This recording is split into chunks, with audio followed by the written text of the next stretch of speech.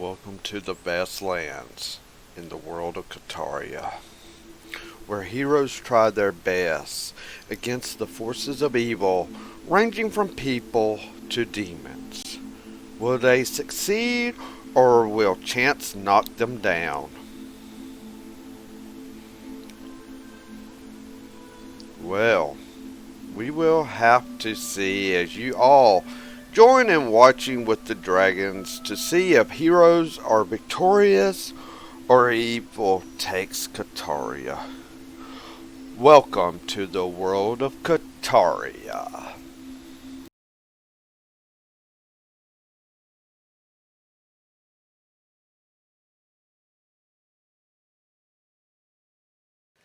Hey everyone, Dragon Cowboy here, coming to you live from the Dragon's Den for another night in the world of Sarkaria. Sarkaria Saga. So, as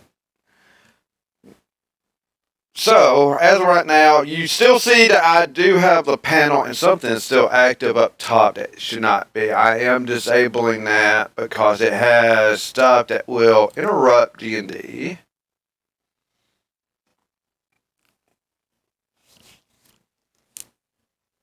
So we're just going to take it off for the time being. And the other won't be able to go off, so there. So, rest of this month is a break time. Now, I will be, as you see, I have some incentives I have to fulfill. First Age was not fulfilled Friday. That was just a quick replacement for something else. I'm still debating on something with First Age. I have to talk it over with people and such, because I don't want to interfere with people's lives too much. You know, some people's like, oh, every day. I'm more careful on that. And the musical world of Sarkaria, I'm not sure exactly how we're going to do that and what we're going to do that for that exactly. We just know we got basically all the characters having to do music. So with that, we'll figure out when that's going to be. But I'm also joined by 3 people. One person's actually rebranding their whole channel too, so along with his daughter. But Lean, go ahead and go first.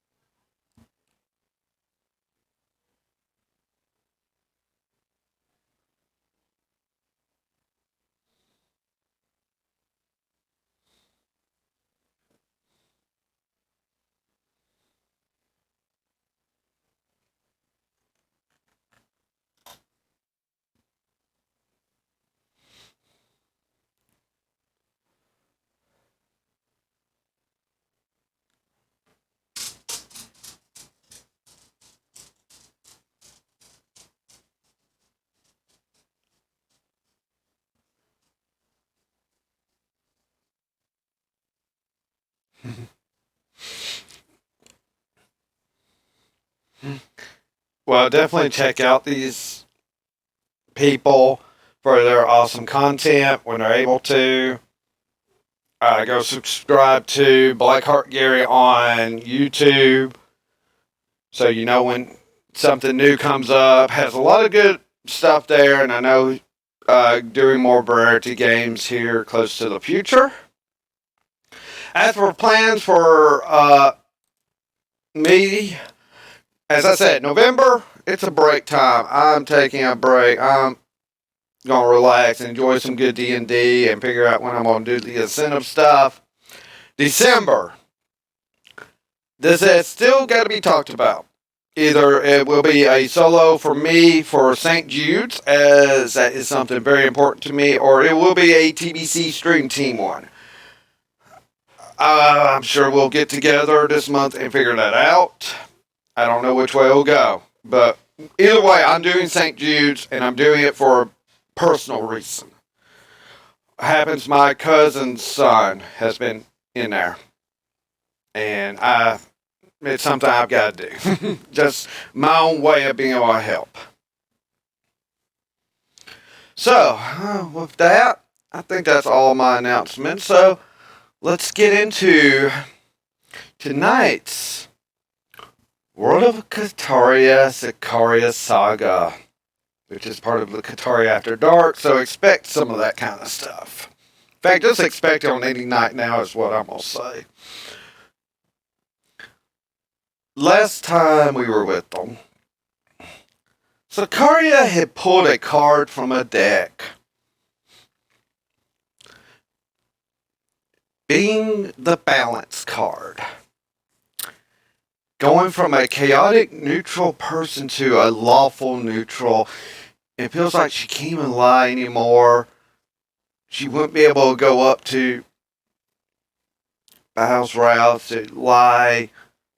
One, believing it was his own doing, is so happy for her and such.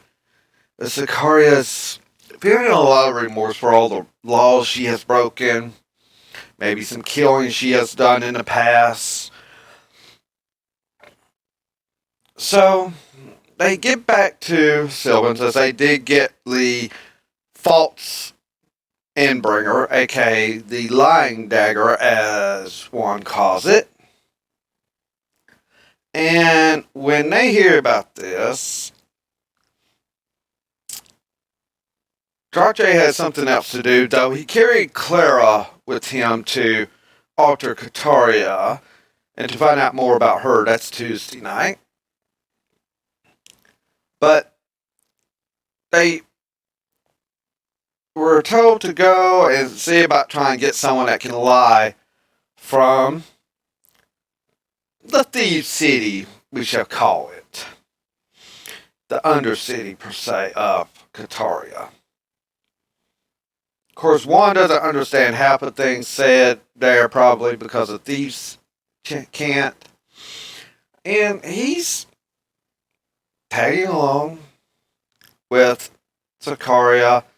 And one has Jimmy stolen by Pepper, of all people, just to get them off the street. Because,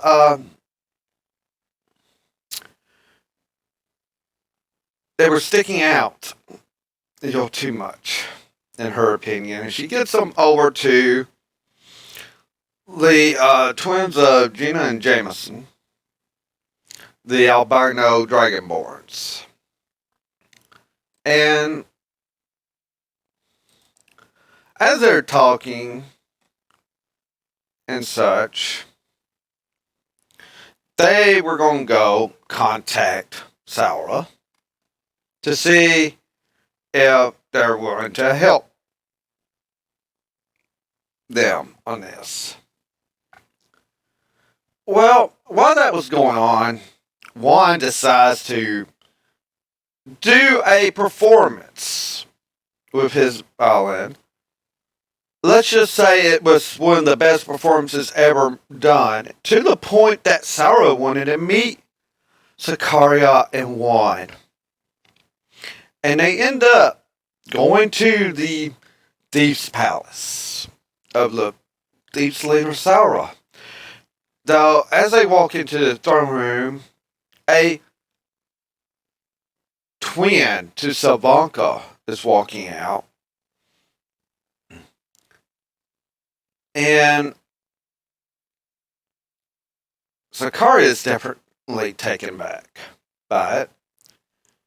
But we'll see how things go from here. So as I said in our last, Saura had just taken her seat in the throne, though, kind of like got her legs kind of crossed over the arm of it and such. Again, her outfit. I know Sarkaria definitely knows what it looks like because it's an outfit actually out of Neverwinter, in a way. So, with that, I believe it was like, so how do you know my sister was the way it was mentioned, Sarkaria, from her?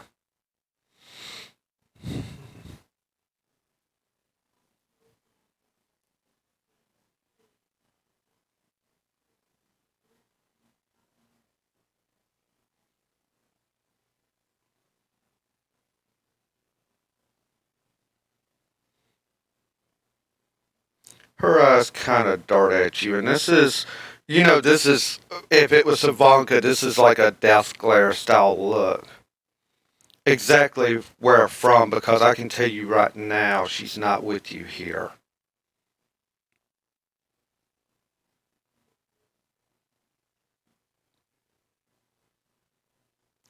I see.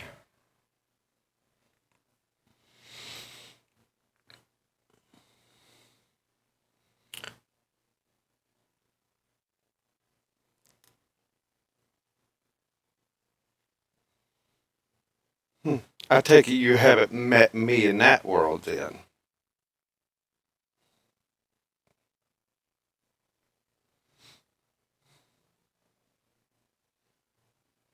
What are you doing on this world then?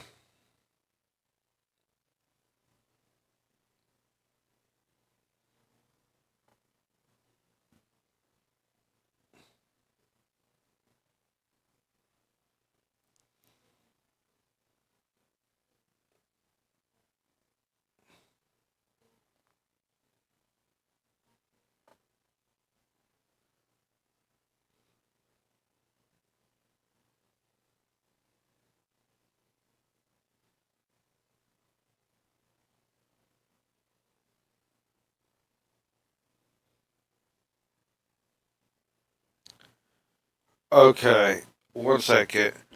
Beacon, is that an echo you say?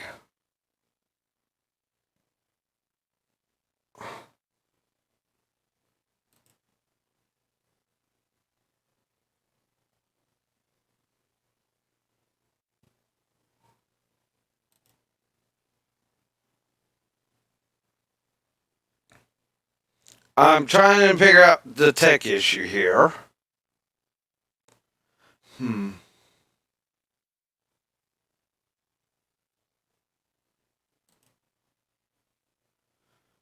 One moment. It's like I got problems.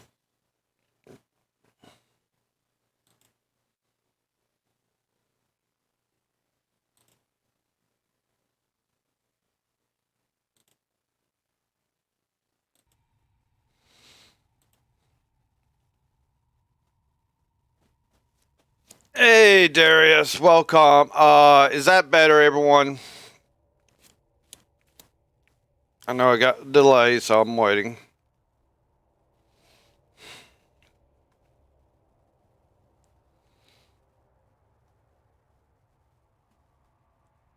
Okay, thank you.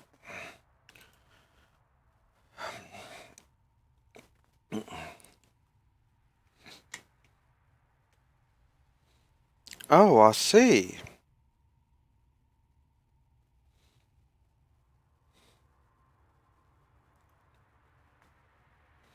And she'll get up, kind of walk closer to you.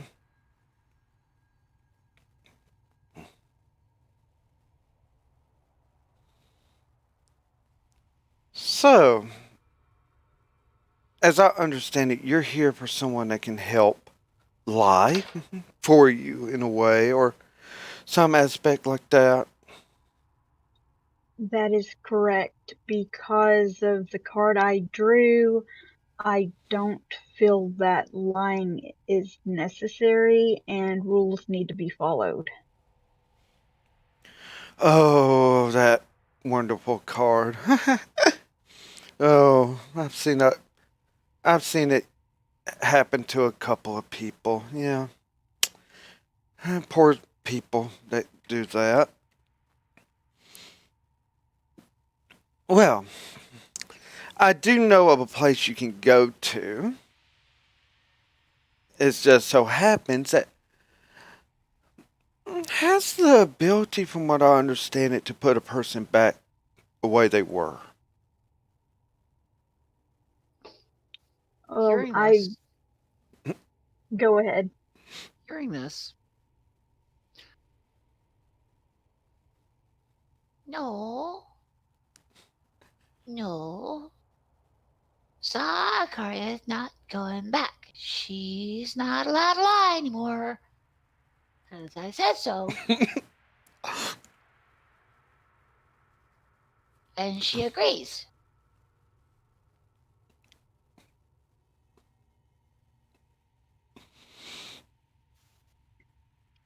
I would look to her and say, if you can help me become who I used to be, I would be grateful. But what would you like in return? Well, it so happens they're sitting on a small treasure trove there as well. But I know an item is there that can put you back where you were as such, if you so wish it.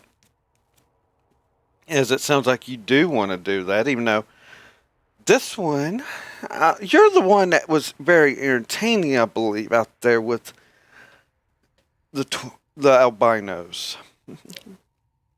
Yes, evil lady. That was me. And why do you call me evil? 'Cause you're asking my best friend Sarkaria to lie, and now asking her to steal. And it's wrong. It's evil. Who says I'm saying still? It was actually taken from others. They're a type of monster. It's still stealing if it doesn't belong to you.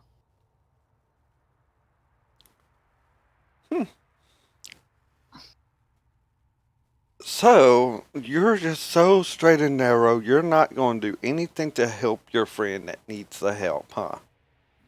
No, one did not say that. One did not say that. Formal introduction. My name is Juan Weitzen, and this is my friend Jimmy, and that is my best friend, well, second best friend, Sarkaria. And I am going to help her with everything that she does. Except one's not going to lie, one's not going to steal. One will help, one is not going to lie or steal.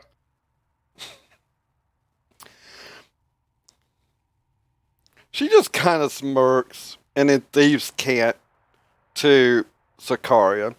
Maybe he should have pulled the balance card. Things might be more interesting. I agree with you.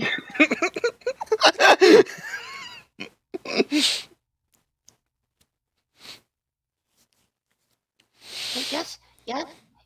I was the person that the peoples. I was the people because I was told by the wolf guardians I was the peoples, and I'm a peoples, and I was the peoples playing the music.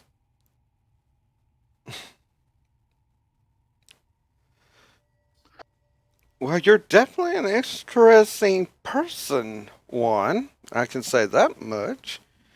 Oh, correction. People. I don't know what a person is. Person means the same thing as a people. It's just a singular term where people is multiple. Okay. Yeah, sure. So I'm peoples, and that was me. And thank you for calling me interesting. I guess. So, you know an item that can get me back to my true alignment, and you wish for the treasure that it's at? Yes. There's a few other items I'm definitely interested in, as well as my sister on this world.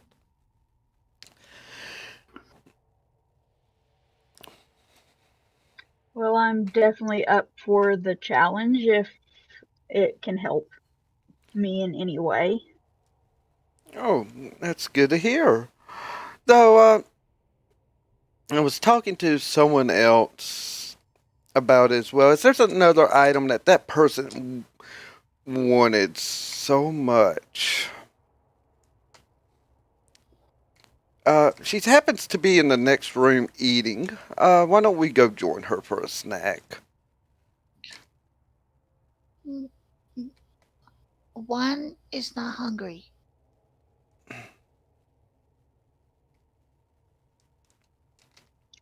I'm I gonna I'm gonna stay right here. I would simply ask and Fuse can't, are there any type of potatoes in that room?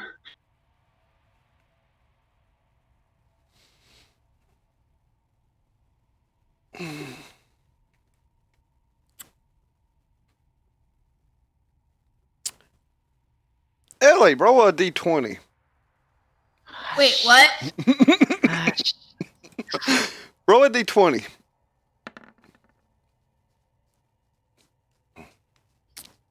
14. Yes, there are potatoes. I mean, that is part of food. Yeah, it's best if he does not go into that room then with potatoes. With what? Oh, you're speaking in thieves' can. I can't hear anything.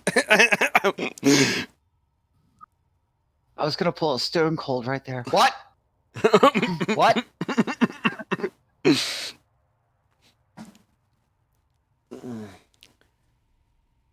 Why is that? Now, this is Steve's cat right now. We'll state when it goes into common again. Well, his arch nemesis is potatoes.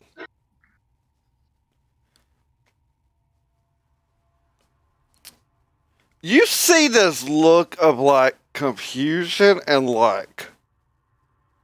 And she just says, and you still travel with him? With that? Are you sure he's sane? That is questionable, but he is really good at putting enemies to sleep. If you guys do look back at all, he's on the ground playing with his sock.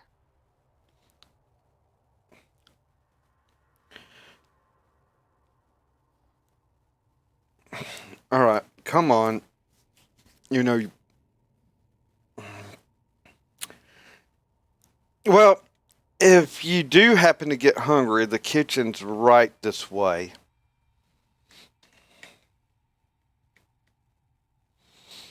And she would lead Sarkaria on with the type of walk that's definitely of the Fire Dancer twins.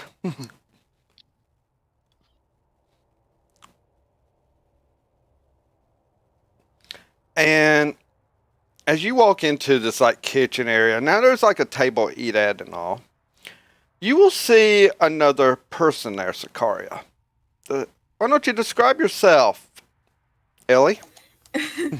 Okay, so it is this little, really, really tiny girl who's floating right above the countertop with short pink hair, short pink eyes, and white skin with a tattoo of a heart on the right side of her face. And she's currently just nibbling on a carrot.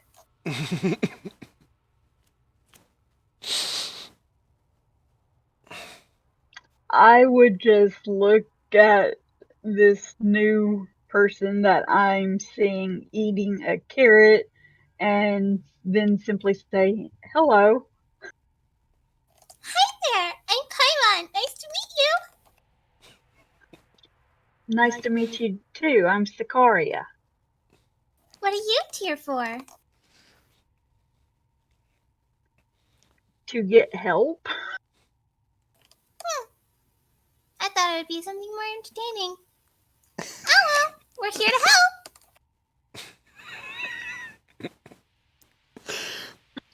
Well, let's just say I pulled a dumb stunt with a certain deck of cards that changed my alignment.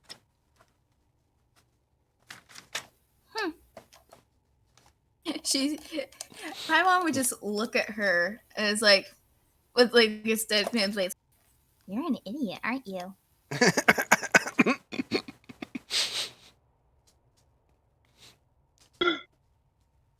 Would just look back and not say anything. Who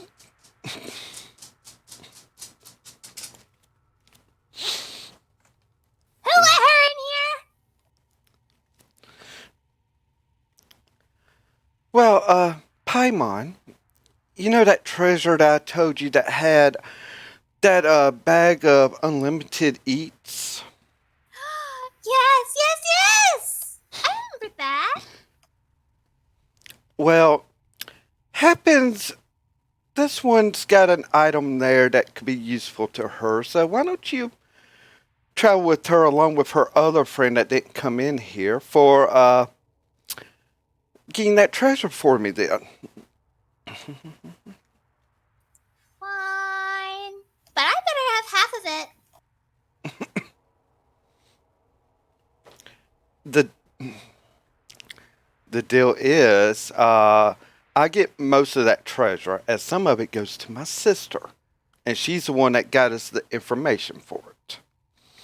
It just so happens there's a few items we don't care about that you're definitely welcome to have, and of course you, Sarkaria, and even that one out there that I'm wondering about.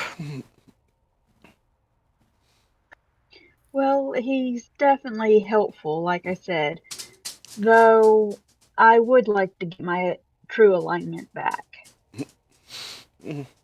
Yeah, because let's just hope you don't struggle with wanting to take the treasure afterwards. Even with my true alignment, I tend to give more than keep, so I think we'll be good. Oh, that's good. Even Can I though, see this? yes, Go ahead. Can I see this other person? right out in the throne room. Thank you. And then Paimon jumps off the countertop, and you can see that she just floats all the way over to the other side of the room and just goes out the door.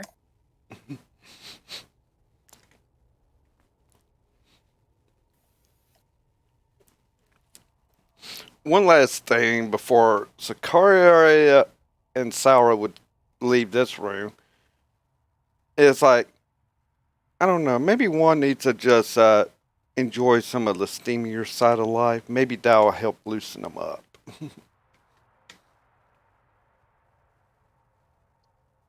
I would look to her and say, well, that might be a thing, but how would we go about that?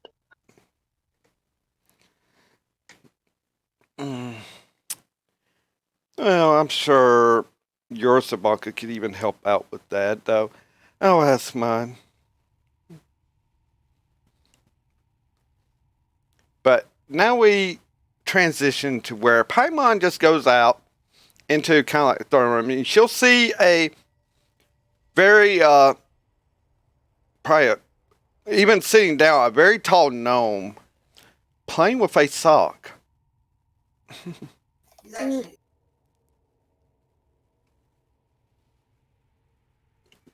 He's actually making sound effects because the sock is. He's pretending the sock is an airplane, and he's going. Meow. Oh no, it's gonna crash! Make a break for it! Paimon's just calling out as she's watching him do this.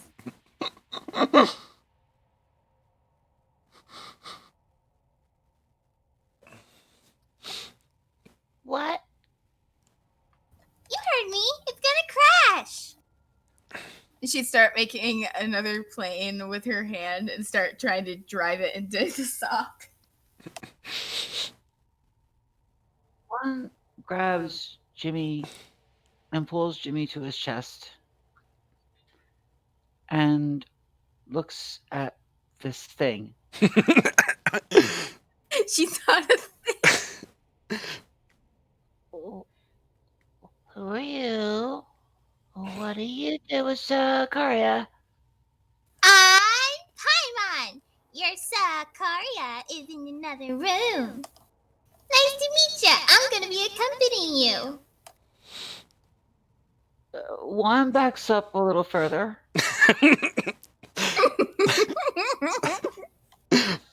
What's a Paimon? I'm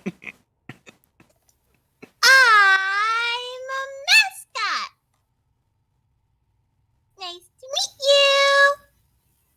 and she'd stick her hand out further, and she's waiting for him to take it.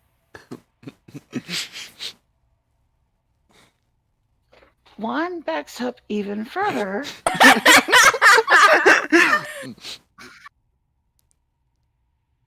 What's a mascot? Something to cheer you on. So you're like Jimmy? What's a Jimmy? This is Jimmy, and he is my best friend. It's a sock, though. Of course, dummy. I know it's a sock. It's my best friend. Where's the other sock? It's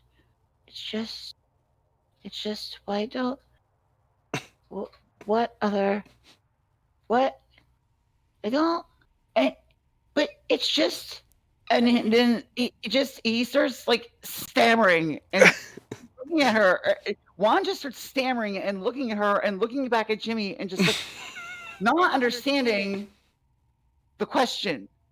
Where's the other sock? And she'll like stamp her foot in midair. But it's just Jimmy. It's just Jimmy.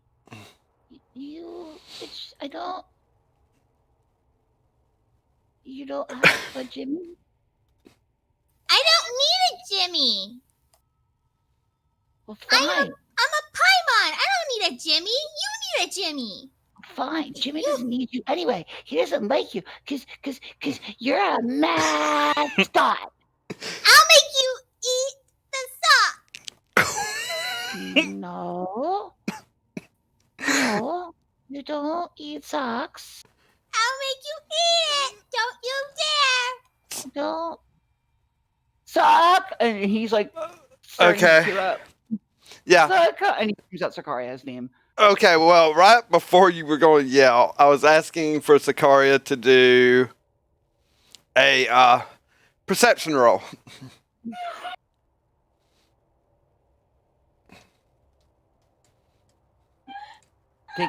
They can hear you.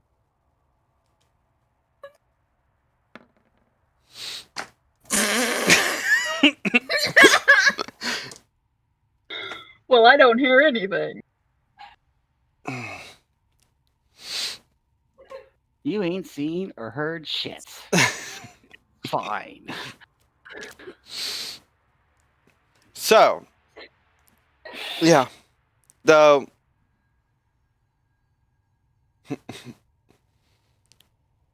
you will, for Sarkaria, you will see that Sarah kind of tilt her head. Oh boy, sounds like you're going to have your hands full.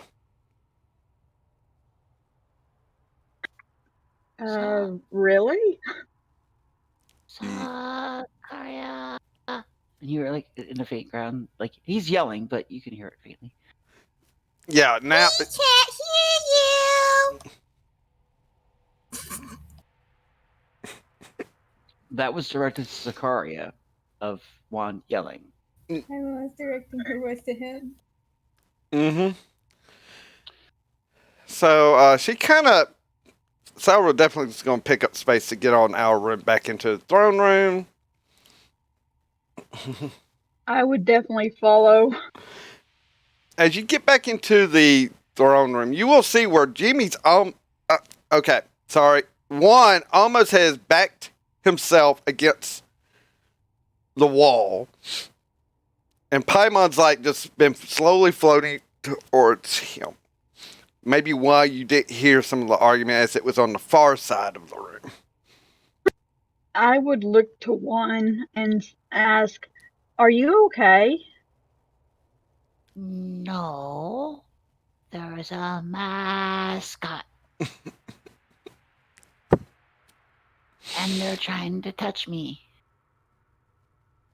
They're trying to touch me, and they're trying to find. They're trying to make my head hurt. Sarah I just goes ahead and just almost like face palms and it's like starting to rub her temple. And in Thieves' Cat, he needs to get laid.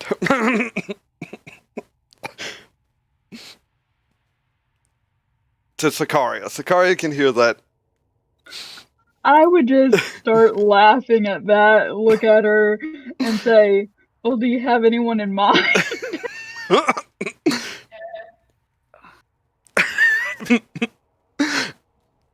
So is Paimon actually going to attempt to physically touch Juan?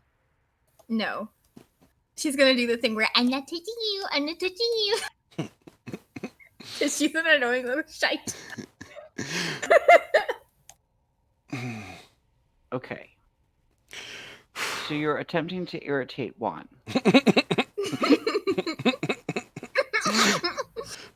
This is not difficult.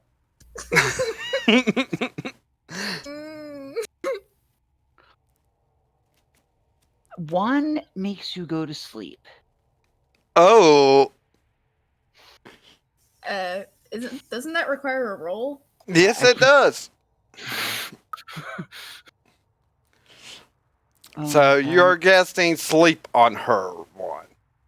I'm level 1. He's not mad. He's like not fighting mad, but yes. Sleep. All right. So, and let me look here as to how this will work out. So what kind of roll is this? All right. Actually, I am changing. Okay. When this is in combat, we will do it this way, but due to you're trying to use it on another person, they have to make a save DC. Okay. I have to make a save throw? Yes, you do. How much? And that will be your wisdom save. Okay, so I have 16 wisdom. I have a +3 on this. I have 23! You ain't making me go to sleep. So it was a d20 plus 3, right? Roll. She just rolled a crit 20. Either way, she succeeds. Yeah. I didn't even throw the spell. All right. Okay. The way I'm ruling this here, when it's being used like on a single person, this isn't in combat. What I'm ruling here is they have to make a save DC from being put to sleep against your saving throw, which is 15. Okay. So, and this one replies, The potato sent you. Good. You're an assassin sent by the potatoes, and you're here to destroy me, aren't you? What? You heard me. You're an assassin sent by the potatoes, and you're here to destroy me. Sure, let's go with that. Because only the potatoes would come up with something as hideous as a mascot. Hey, you take that back! You call Paimon not a mascot. But you said you're Juan, you need to be nice to Paimon. She's going to be joining us on a mission. Oh, hell no. Oh, hell yes! Oh, yes, you're in for it now, big boy. Sarkaria, you're allowing an assassin from the potato kingdom to come and join us in a mission? Well, what I walked in on her eating was a carrot, not a potato. They are very deceptive. I love carrots. Oh, do you have food for the way there? At this point, Juan just looks at Jimmy and says, "Put her on the list."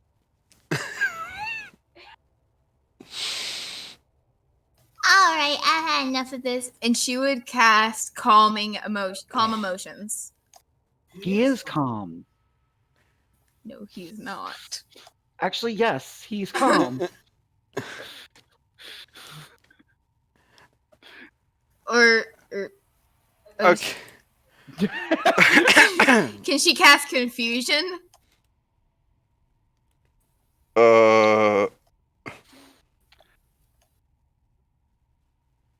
I mean, is this another wisdom save? I'm gonna do wisdom save. Okay. Wait a minute, I gotta see how this spell works first on confusion. These are some spells I don't deal with very often. It spawns delusions and provokes uncontrolled actions. So basically, he's going to pass out. Yeah. 10-foot Yeah. radius spear, so an effective target can't take reactions and must roll a d10 at the start of each of its turns to determine the behavior for that turn. How many turns does this one action casting 1 minute concentration to keep up?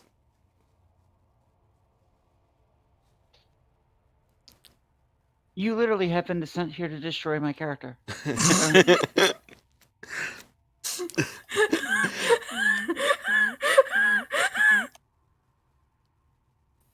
Whoops. Before you're casting this spell,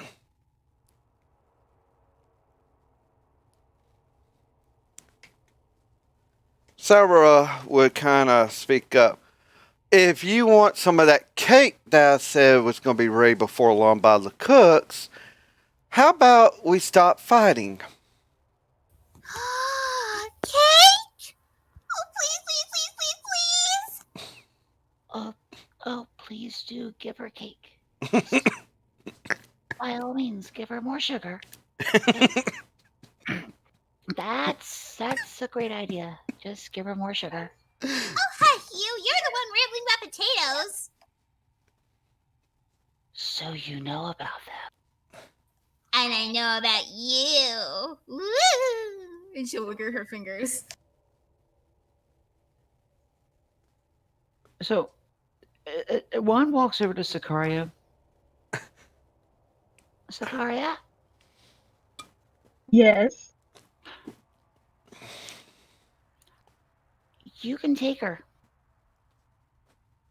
I am not going to utter a single word. And if she touches me, she's a dead mascot.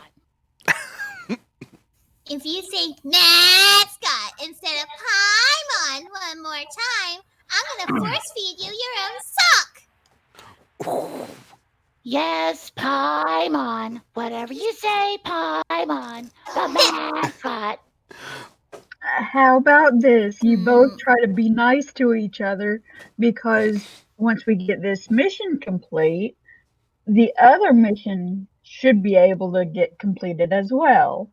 Sarkaria, I am going to do whatever it is that you asked me to do because that is exactly what I said. I said I am going to help you. That's it. I will not steal. I will not lie. But if she's going to do it, let her do it. I'm not doing anything. Well, I'm here for the food, so I'm gonna help. Well, Juan, here's a question. What if this stuff that we're going for is stolen that belongs to these people, and they want it back. Then you give it back to the nice people. Because that's what you do. If they steal, you get it back and you give it back to the people that lost it. And that's what it seems like we're going to be doing, though not exactly sure if these are the people that these items belong to, but it could help at least find out what items these are. Okay, so you want me to help you take stuff back to people. We can do that. We can be nice to people because that's what we want people to do. We can go help nice people. That's good. So Paimon here is going to help with that. Juan thinks for just a minute. And he thinks for a minute and he looks down at Jimmy. Then he looks back up at Sarkaria. I said what I said. I will help you. And this is probably the first time you've actually heard him speak to you seriously. I will help you. I will help you. Just you. I'm not speaking unless I'm asked to speak. And I'm not helping her for any reason whatsoever.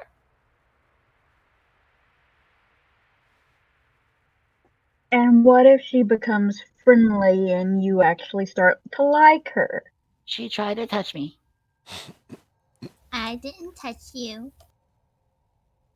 Was she trying to touch you or shake your hand? She tried to touch me. She raised her hand out and she tried to touch me.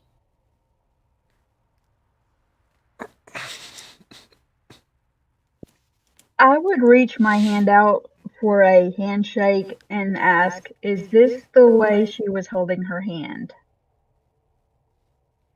Yeah?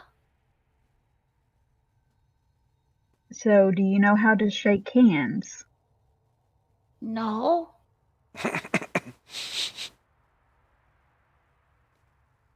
I would turn to Paimon and offer my hand and say, one, keep watch, and say, Paimon, it's nice to meet you.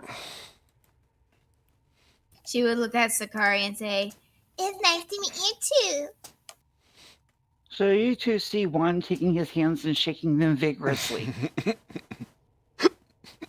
Close enough, right? I feel like an idiot. No comment. I just facepalm. Okay. Zakaria, I said what I said. I'm not going back on my word. I will do what you ask. I will help you, and that is it. Period. I'll nod to Juan and say, all right then. And then turning to Saura, ask, so where is this area at for the items that you wish to obtain?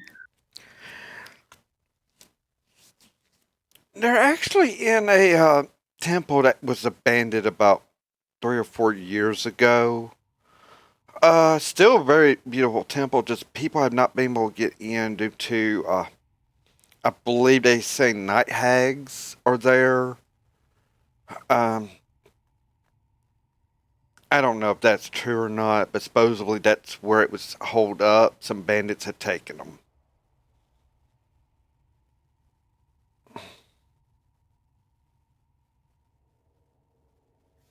So definitely need to be careful when we go in for these items. All right.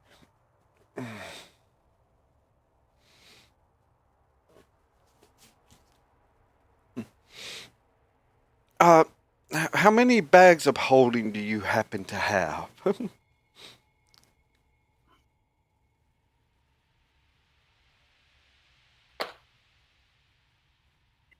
I have 2 bags of holding. Hmm.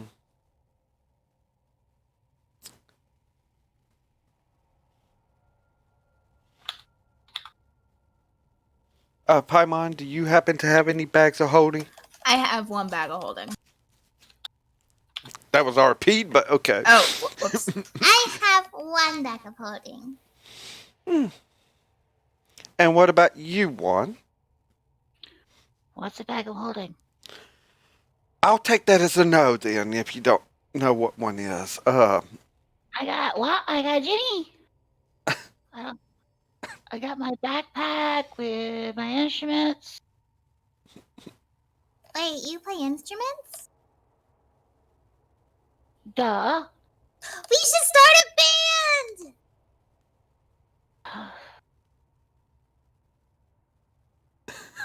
I'll be the lead since you obviously don't know how. So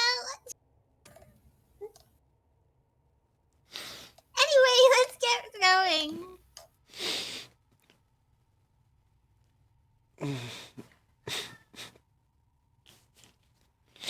Well, you know what? Due to how much is supposed to be there, let me get you a couple more bags of holding to help with all that, because we don't want to have it where you have no room left in your bags of holding. Now, would we?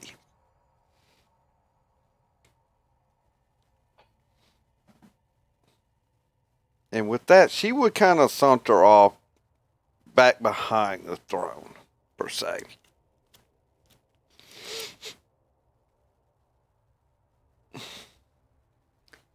Is anything else going to be said between any of you while she's gone to get 2 more bags of holding? Oh, yeah. Juan looks up and goes over to Paimon and points his little finger at her. You're going to do everything you can to annoy me and anger me and irritate me. That's your plan, isn't it?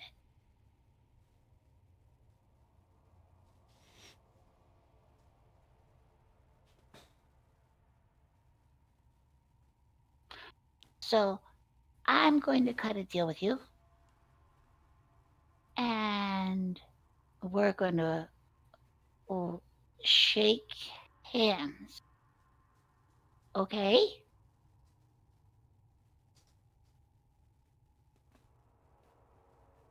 And Juan pulls Jimmy and puts it in his hands and takes his little hand out, and it's shaking a little bit. He says, okay, Paimon. So I'm going to be nice to you. You're going to be nice to me. And we're not going to steal or lie. And we're going to help Sarkaria. Or my friend Jimmy is going to eat you alive. It's a tempting offer to be eaten alive by a sock. However, I'll accept this truce for now. And she shakes his hand. Juan takes his hand back and wipes it on his shirt. Looks at his hand, then wipes it again. I don't know what a mascot is, but okay. I'm not contagious, jeez. I don't know what a mascot is.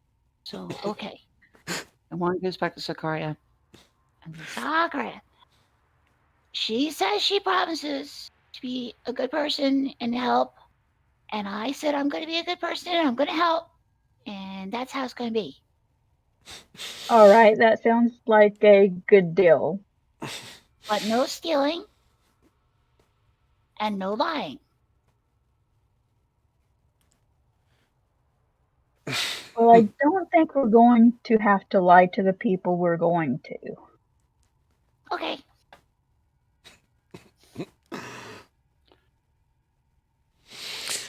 So, after your exchange, you will see Sarah coming back with a couple of bags of holding. So who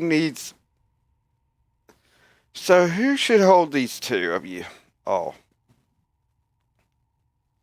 as she holds them out. Who's going to take them?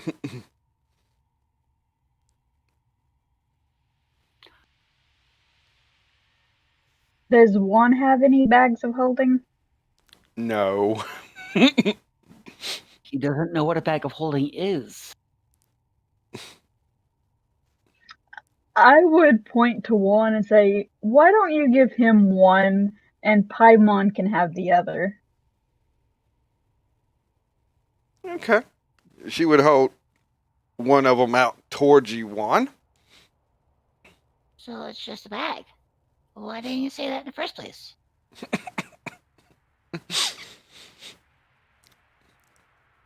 Why don't you put something into it first and see what it is exactly? How big is this bag of holding in relationship to one size? It looks like a normal, like, there's different looks for these, but these are like satchel size bags. Meaning, big enough opening that you could put some, you are able to work in big things like shields and such even into this bag. Okay. So one tries to put his backpack in, and as he's putting his backpack in, he decides to try to climb in the bag of holding. Oh, this is gonna be good. Okay.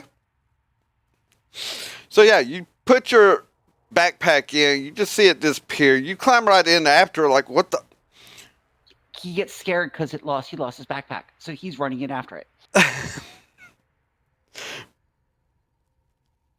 Saga! I'm going to go over to the bag of holding and pull him and his backpack out. That was scary. It was dark in here. I don't.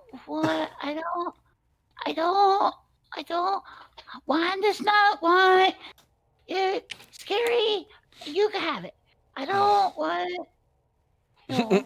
I have an idea. Juan, if you're just mad at me, can I ride in your bag of holding? You won't have to hear me for the whole trip. No. It's scary in there. I don't. But it's free transportation. No. I don't like hurting people. So you're not going into the scary bag of death. But that's There's not only a hurting me, limited though. amount of air in those bags, though. So, Oh. Yeah, that's Aw. the only reason why he tried to climb in there was because his book bag went in there and he couldn't find it.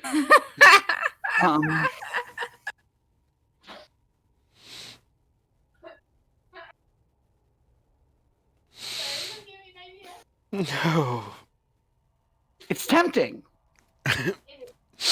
But Just leave a portion of it open for air. one wouldn't harm a ball of lint. Okay, so it's not going to happen. The only thing one will harm is potatoes. Pretty much.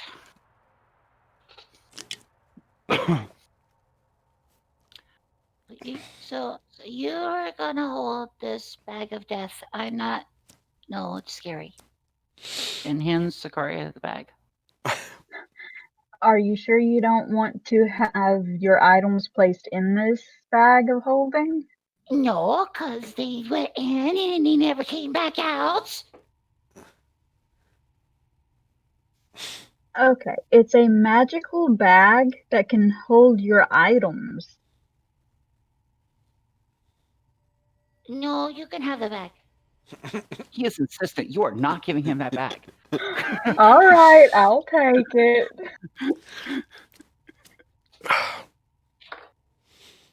Considering he had to go in and chase after his backpack, you're not giving him the bag. Thing is, Sarkaria pulled you and the backpack out. It's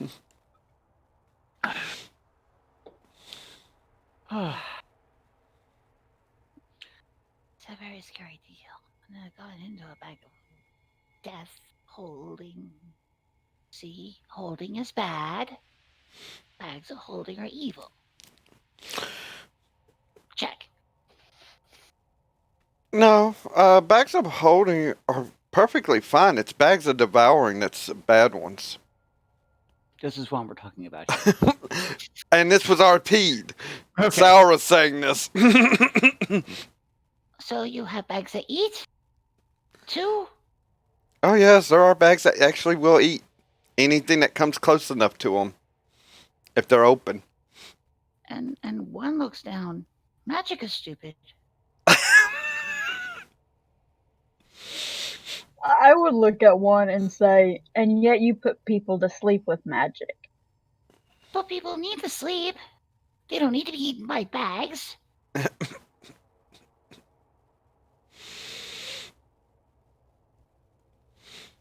So are you and Paimon both ready to go and get the items? I'm ready. Yes, I am ready to not steal and not lie. Yep, here we go. Well, where this temple is located, it's just a couple of miles outside of a small village over on the west coast. We happen to have a portal to that city, in fact, and I'll show you which one it is. And she leads you to the portal room, and you'll see she pointing to one that, yeah, it's a port city.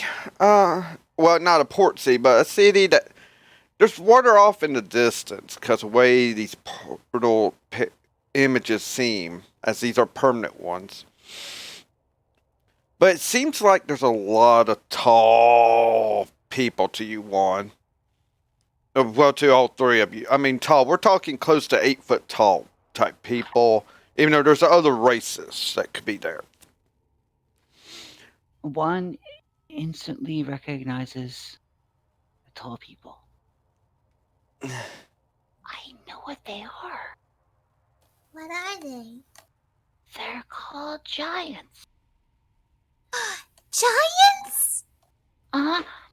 I had one had a picture book. I had a book of pictures in it. It's really kind of silly. I don't know why they call it a picture book, but yeah. And they told me all about just the giants and why we're not supposed to be stepped on, and how we can avoid the giants because they step on people. Juan, how old are you? 20. That's really small. You're really young. Well, yeah. Your point being, okay. So I'm 175. Okay. So the giants are good people. As long as they don't step on you. Well, I can fly, so you're on your own.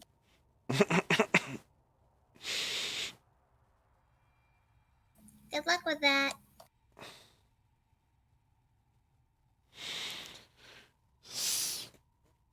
Sarkaria, I take it you're going to go on into the portal? Yes, I'm just going straight in.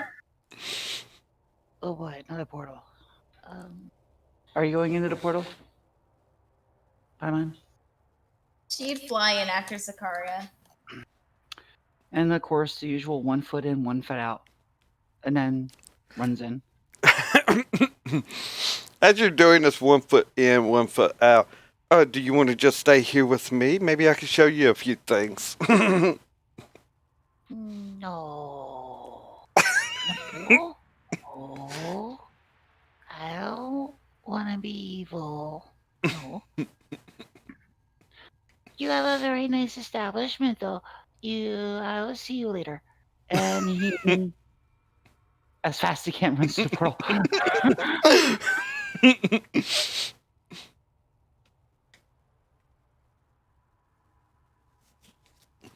So, yes. And you come out in like a little bit of a back alleyway in Helgra. And you see some Goliath people. Sarkaria and Paimon, you know what Goliaths are. These are not giants in the sense of giants. They're just they're one of the taller races. Yeah. One is thinking, oh, giants. Hmm?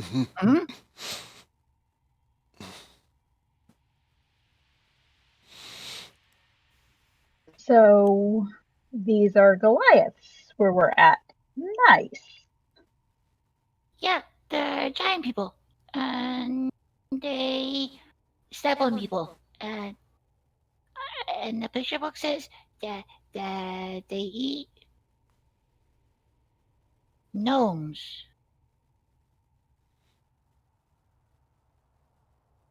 Well, one, giants and Goliaths are different.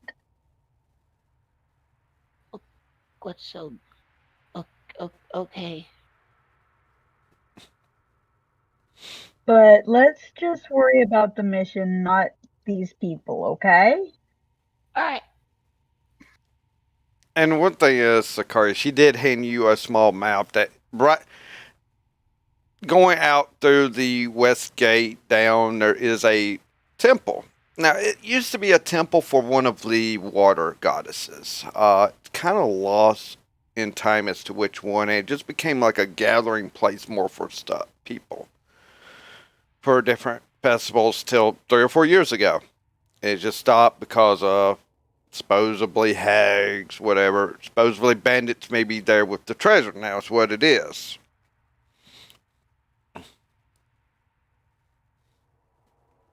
So I would head towards the temple area that was marked on the map. Yeah.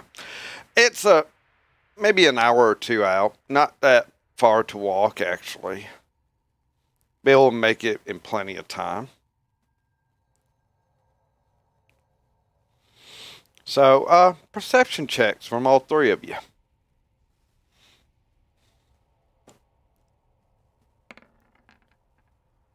I have a plus. Oh, that was a wrong one. That was a wrong one indeed.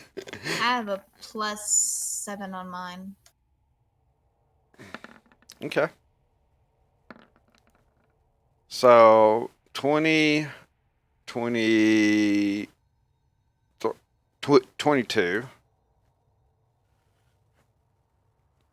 And 16. Okay. One, as you hear a sea and such way in the distance. And you're seeing this temple. Now, it looks to be fairly clean still on the outside and such. I mean, it's like marble workings. Could one have history check? Could one have remembered this from a picture book? Roll a history check. Yeah. You've seen it in a picture book about places of interest. It's like a picture book that just had places of interest to go visit because of beauty and such. Okay.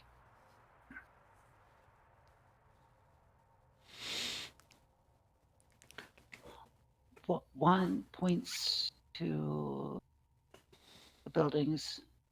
It says, I remember that. We're supposed to go visit there. See the sights. It says in the books.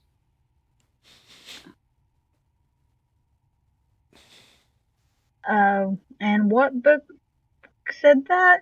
A picture book.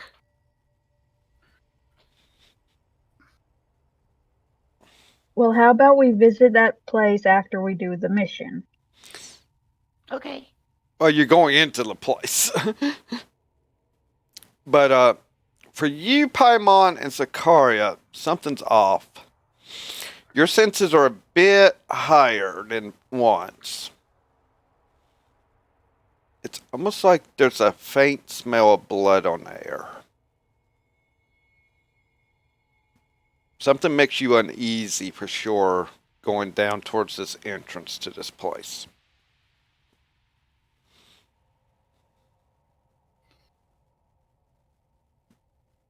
So something's wrong here. One at a time, please. I agree with you.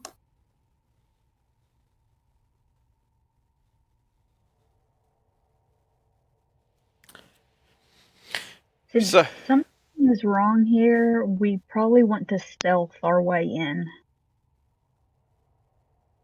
Agreed.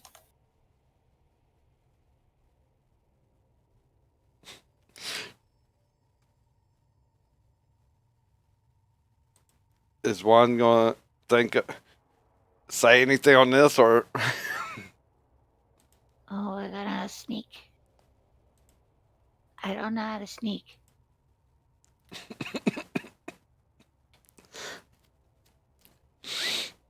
Why can't we just walk up there? It's a site. We're supposed to go see sights. Juan just starts heading up. He just starts walking up. Well, see the sights. Yeah, it's a big trees, a big giant, big building, marble. so He's just one's walk- just walking on up to this temple. They don't know any better. Yeah, It's in the picture book. Fuck it.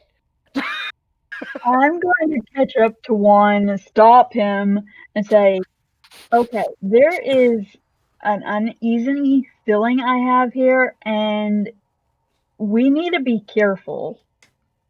I should say you were being uneasy. You were around a bunch of thieves and crooks and liars.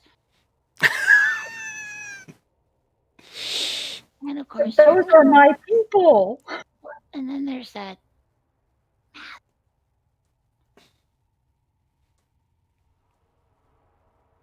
I don't know if you heard that whisper.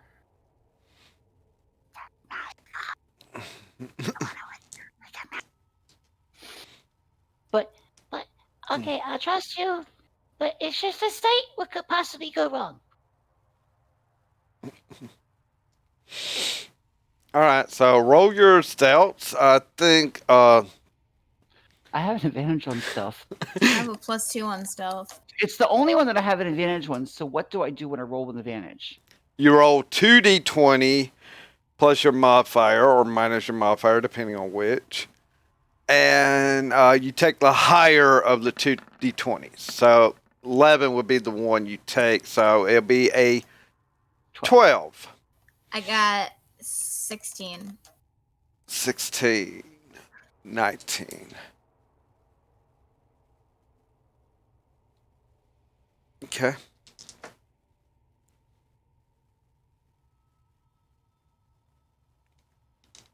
All right. So you start stealthing down that way.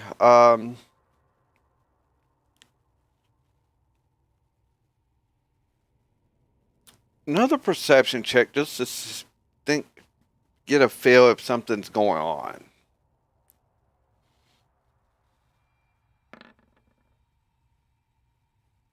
Dirty 20. 30-20, okay. Okay, that caught. Re-roll that. That one's truly caught the way that did. Wow. At least it's not a critical failure.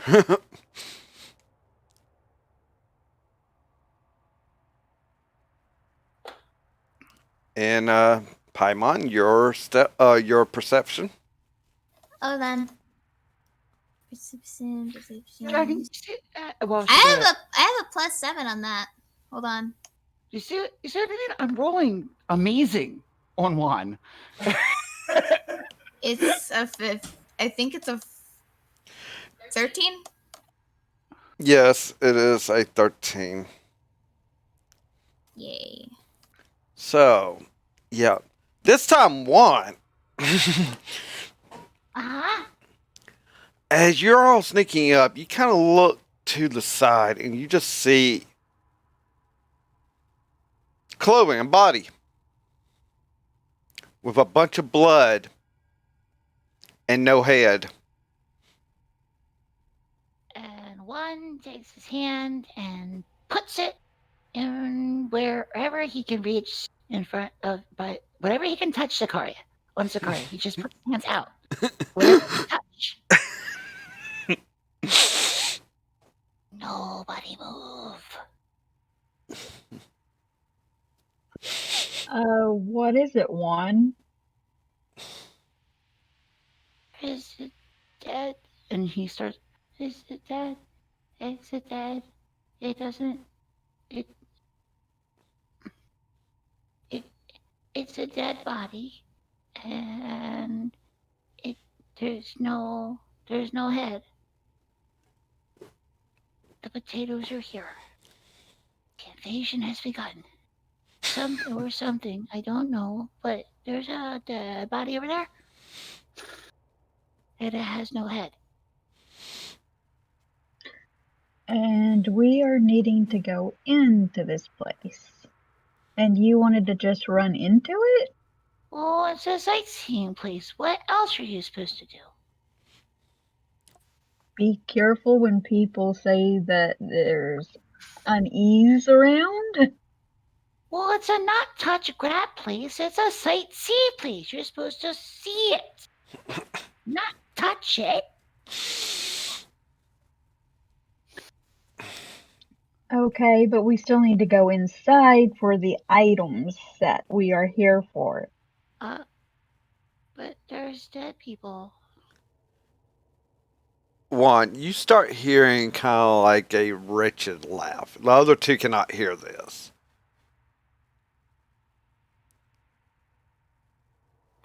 Juan grabs a hold of Sarkaria's leg and clutches on it like a vice grip.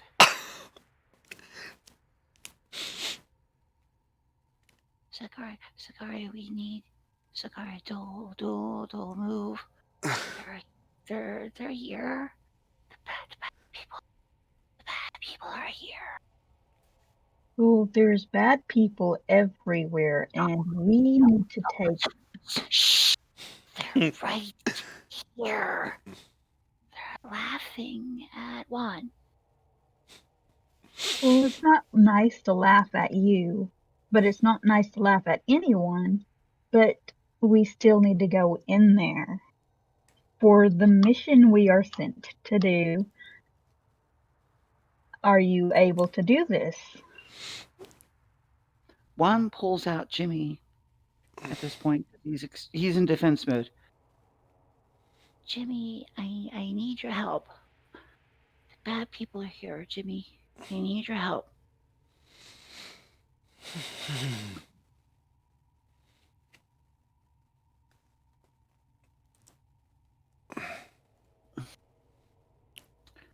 Because he's frozen. At this point, Juan is frozen in fear. You need to go in.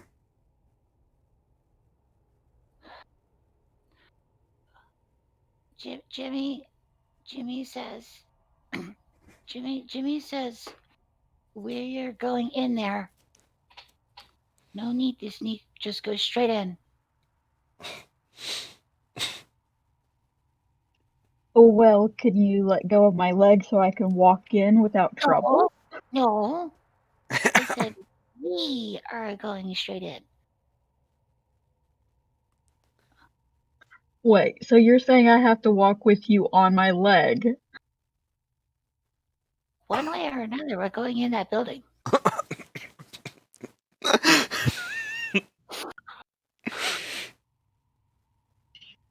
I would look towards Paimon and say, any ideas how to get him off my leg so we can go in freely?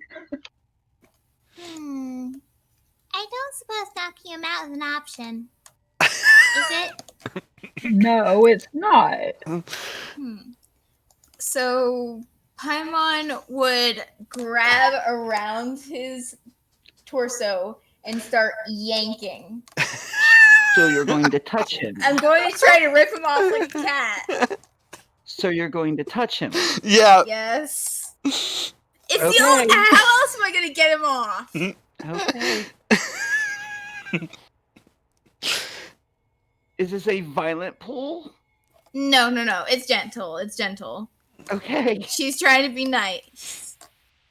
All right. Oh boy. For the sake of the fact that it's at least first day role playing as Paimon, I'm going to let this slide and I will release my grip. Thank you for saving me. Because Adam Carrier Third, the very next thing that would have happened was I would have cast spiritual weapon and Juan would have went to work. Can we not? Well, I wouldn't say Juan would have went to work as so much as Jimmy would have went to work because you touched him. But yeah, I'm letting go. Juan, let's go. So when Juan lets go, I'm just going to run straight into the temple. Sarkaria would run after, or Paimon would run after Sarkaria because she's not giving Juan a chance to yell at her. There are cartoons depicting a little smoke cloud on the ground and the feet never touching it.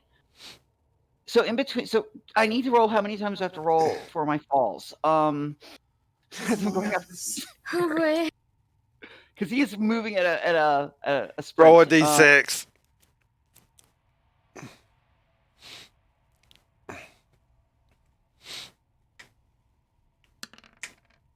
He falls 5 times. Fuck. Yeah. So it's more like Wile E. Coyote than it is the Roadrunner. But those Acme shoes did it again to me. All right. Roll an acrobatics check for me, please. Okay.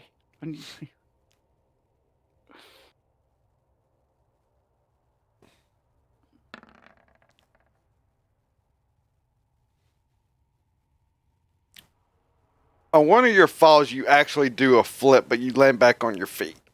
Hey, there you go. I had put the DC on that as 10, and dang. I believe that's called parkour.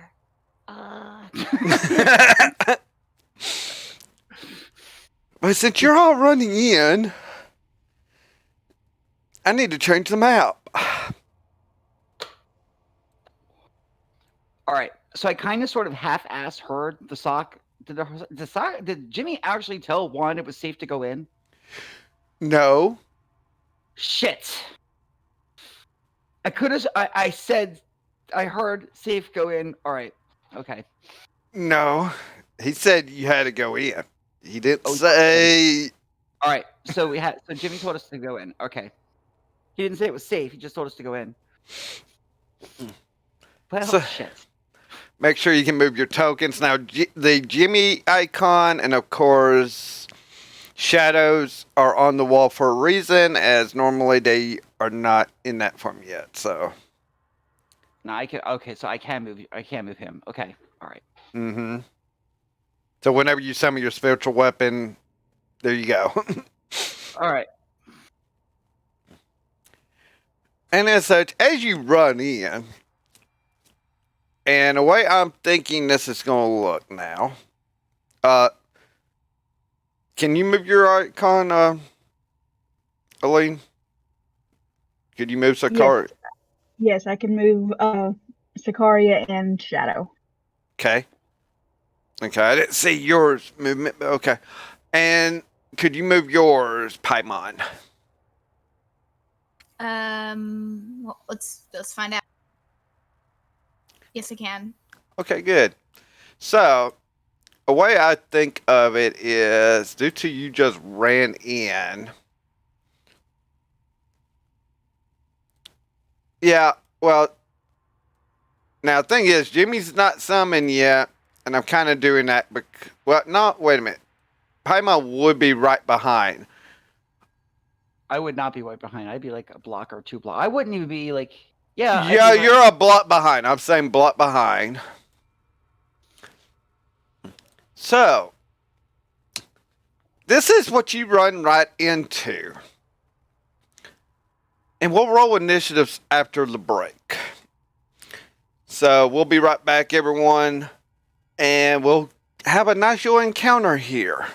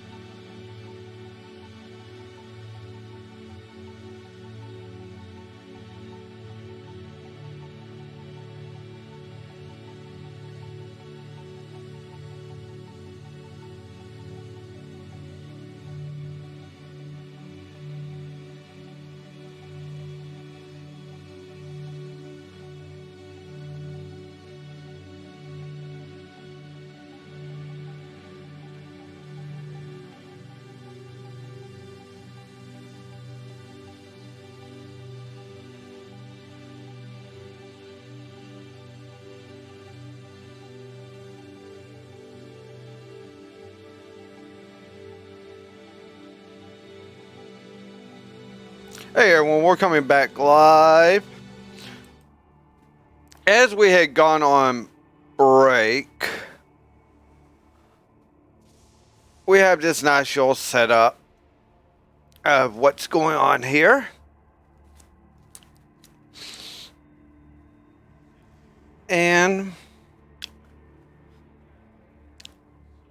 with that, roll your initiatives, and I will explain something else that you are seeing right now. Is you see some dead bodies about, torn limb from limb. I have +2 on mine.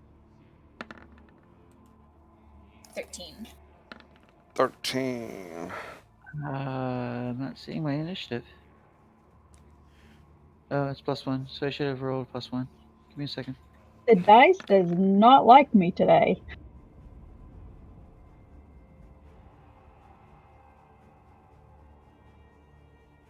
Okay, so 1 is at 13. And Sarkaria is 6. Oh my god. Alright.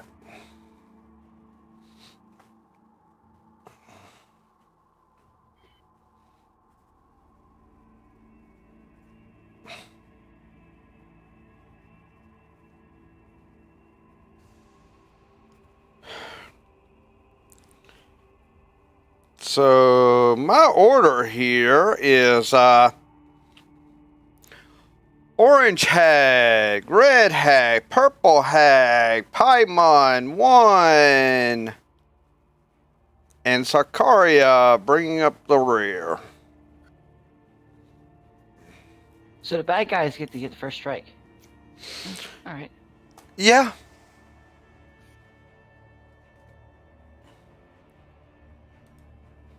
So with that,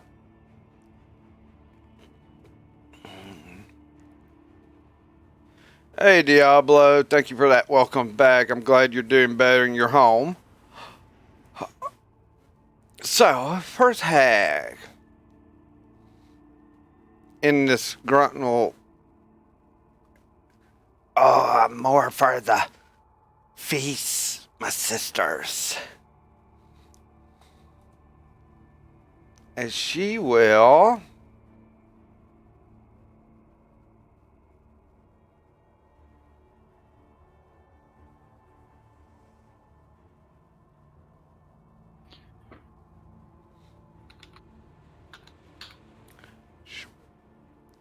cast magic missile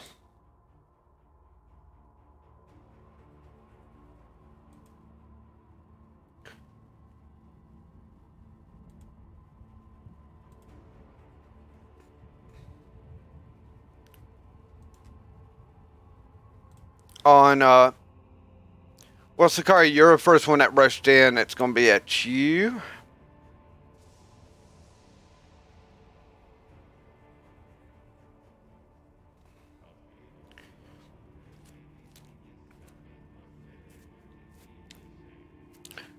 And all three, is it, what level am I casting this at?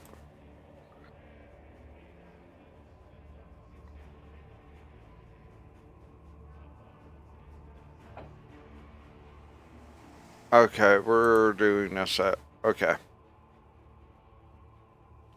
This is it. Alright. 3d4s.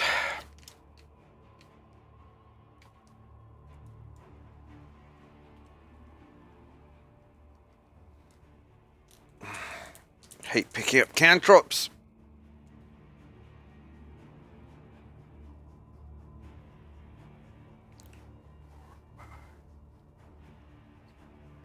Eight points of damage, Sarkaria, comes at you from that.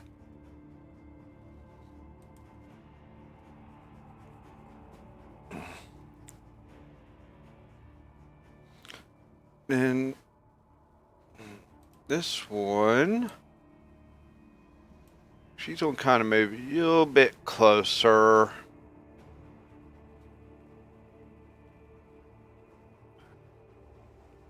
And just because she is going to cast another one.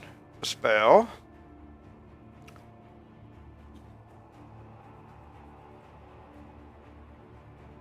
Ah, they have magical items, sisters. We must find that treasure.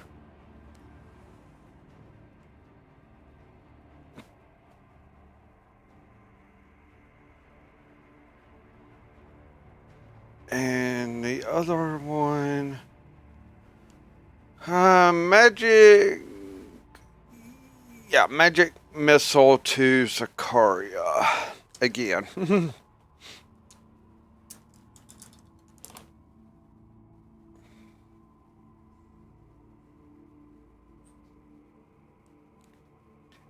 10 points of damage from that one, Sarkaria.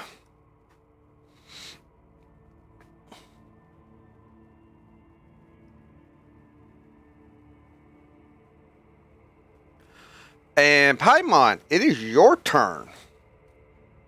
I would actually like to try and cast confusion onto one of them. You tell me which one you're casting it on. I need to know. The one in red. The one in red. One in red. Okay, so you're going to cast confusion on her in that area. Okay. So, what is my roll?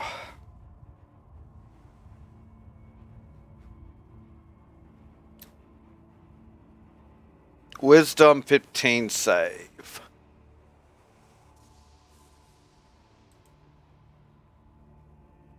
Yeah. Good chance I'm not going to make this with the way I roll for enemies. Yeah. Just the way I figured it. So you cast this right there on top of the red one. So, confusion has happened. What all does this spell do? I will tell everyone. It's basically provoking uncontrolled actions from her. An affected target can't take reactions and must roll a d10 at the start of each of its turns to determine its behavior.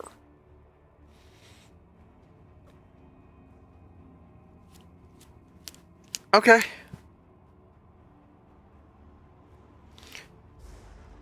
Yay. So, what else do you wish to do? I wish to... Your bonus actions is Bardic Inspiration. I do allow cantrip spelling. Yeah, I want to do Bardic Inspiration for that. As a bonus action, a creature other than yourself within 60 feet that can hear you gains an inspiration die, 1d10, for 10 minutes. The creature can add it to one ability check, attack roll, or saving throw. This can be added after seeing the roll, but before knowing the outcome. So, what are you doing for your Bardic Inspiration? What are you saying, or what are you doing for it?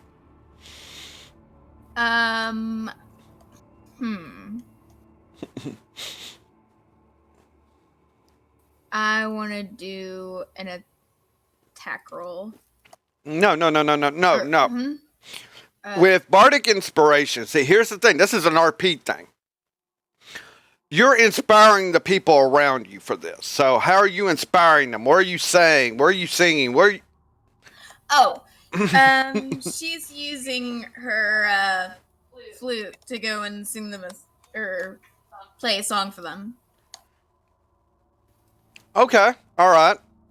Okay, so you start playing this flute in kind of like I take a quicker tempo, more like getting into the spirit of things. Yeah. So, Juan and Sarkaria, you have a D10 that you can roll to add at any point with your rolls. Okay.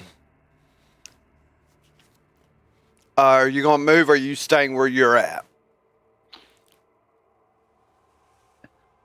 Is that 1d10 for any roll at all? Any one singular roll?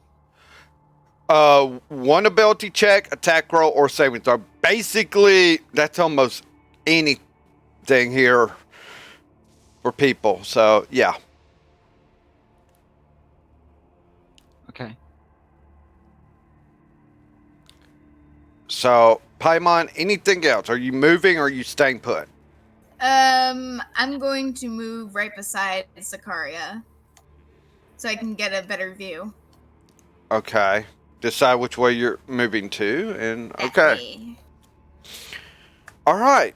That will be your turn. One, you're up. Okay, so obviously the first thing I'm going to do, first thing one is going to do, is one is going to, one's going to speak to Jimmy and say, it's time to fight.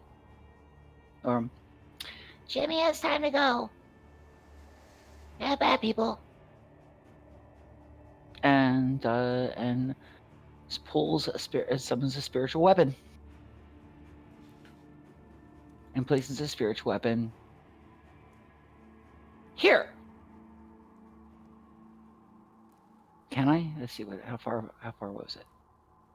60 feet. So 1, 5, 10, 15, 20, 25, 30.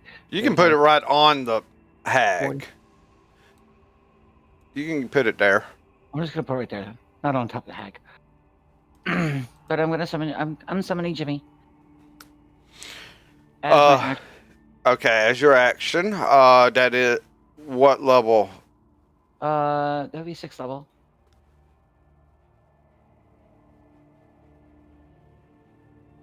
Let's see if I can do. I have to do a roll for this, right? Okay. With spiritual weapon, you're able to summon it. Right. So you have summon it. It has +3 to its attack rolls, and it can attack. Now, this is basically a bonus action maneuver that you can do. So, this can be your bonus action. So, you summon it, it can attack on that hag there for 1d20 +3. All right, and Jimmy lets loose. Hits. All right, now my damage. 3d8 -1.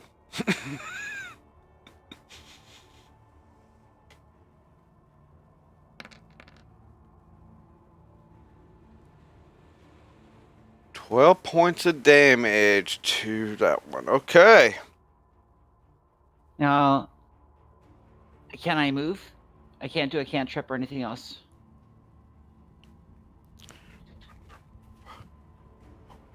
So I'm going to stay right where I'm at. Okay. As I state, you can do another action. All right. Thing here.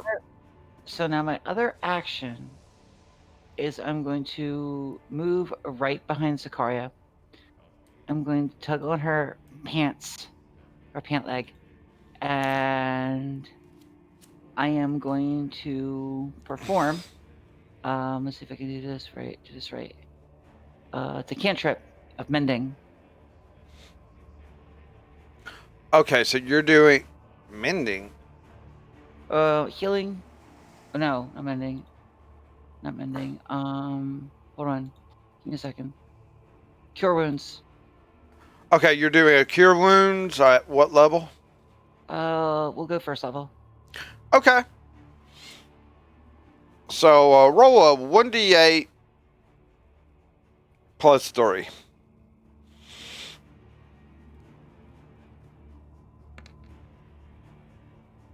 Nine points of healing to you, Sarkaria.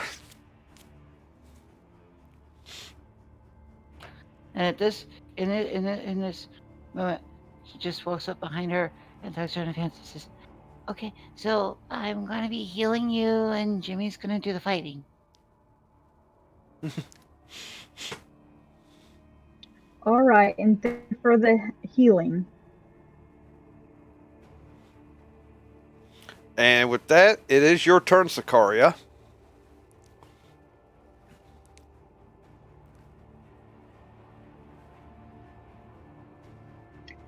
So I'm going to pull my psychic blades and toss them towards the red enemy.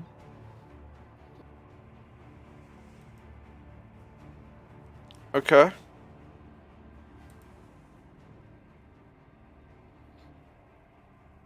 All right, go ahead. I mean, that'll hit.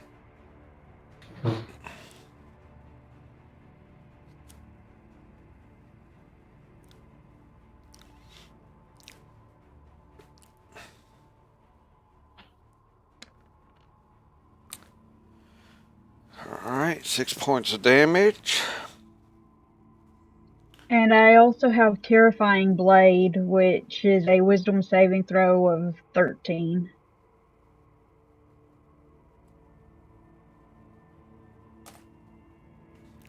One moment on that.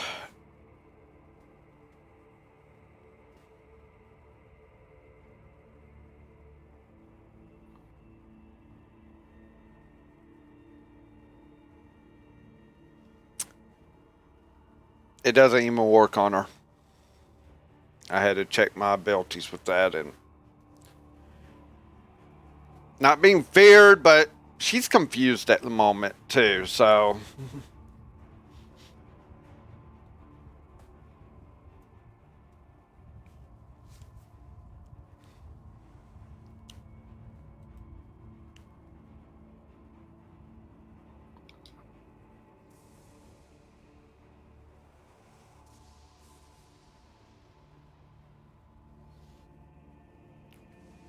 And I'm not going to move from where I'm at. I'm just going to stay where I'm standing and end my turn.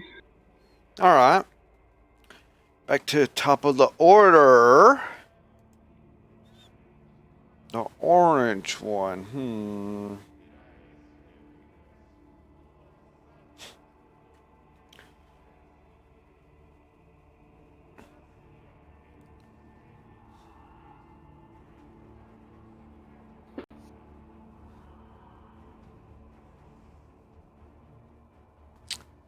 She's going to shoot magic missile at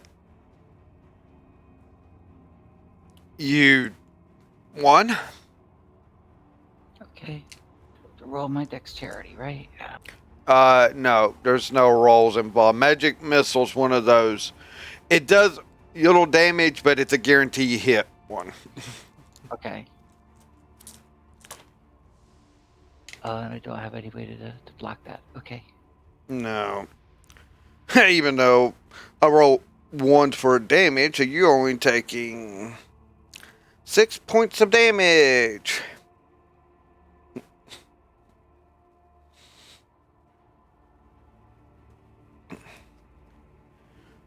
Okay, red one. A D10 has to be rolled here. Now, it says for me to that whoever's affected by it has to roll it. No. Paimon, you get to roll your D10s as to what I'm going to be doing this round. So we 2 to 6. The creature doesn't move or take actions this turn, so she's just looking around, not doing a thing. So, well, now I gotta look at spiritual weapon. I need to find out if it actually has a hit point. I don't know if we ever. I was looking at it earlier, and I don't see if it has a hitbox at all.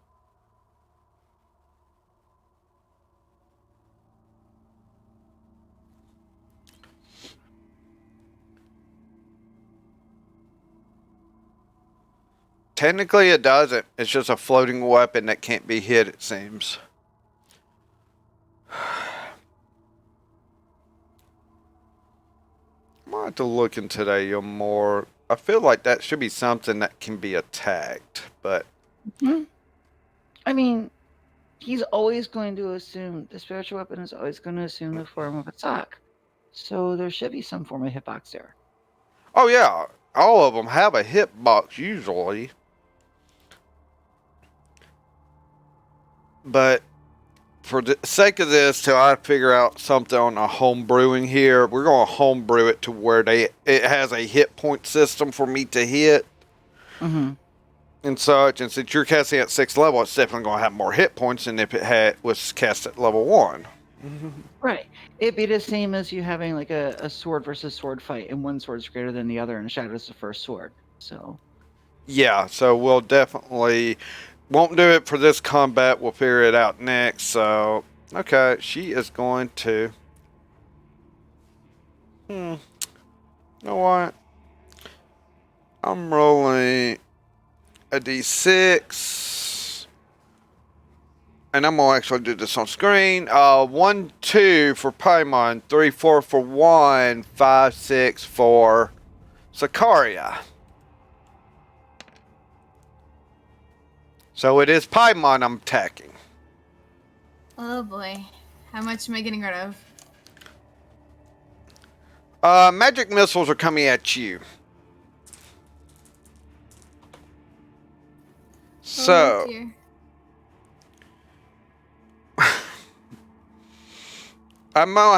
you have to make a con save because you're concentrating on confusion on that one.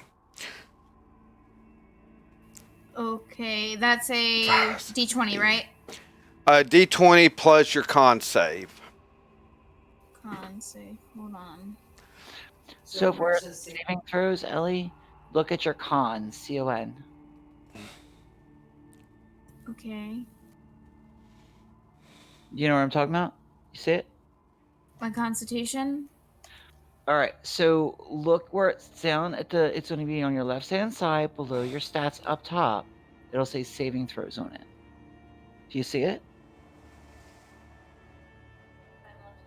I see it. Yep, it's a +1 for your con. Luckily, DC is low because you take 8 points of damage. DC is 10 for your con save. Okay, so I'm gonna do a D20 and a D10, right? 1d20 +1. Got a 3. Oof. Owie. So it's a +8 damage, I'm guessing. You take 8 points of damage. You did not make your con save, so you lost concentration on the spell. It fizzles out. So, red one is no longer confused when it comes back to her turn. Unless you decide to cast it on her again. So let's find that out. It's your turn. I was actually going to cast Command. I was going to cast Command on the red one.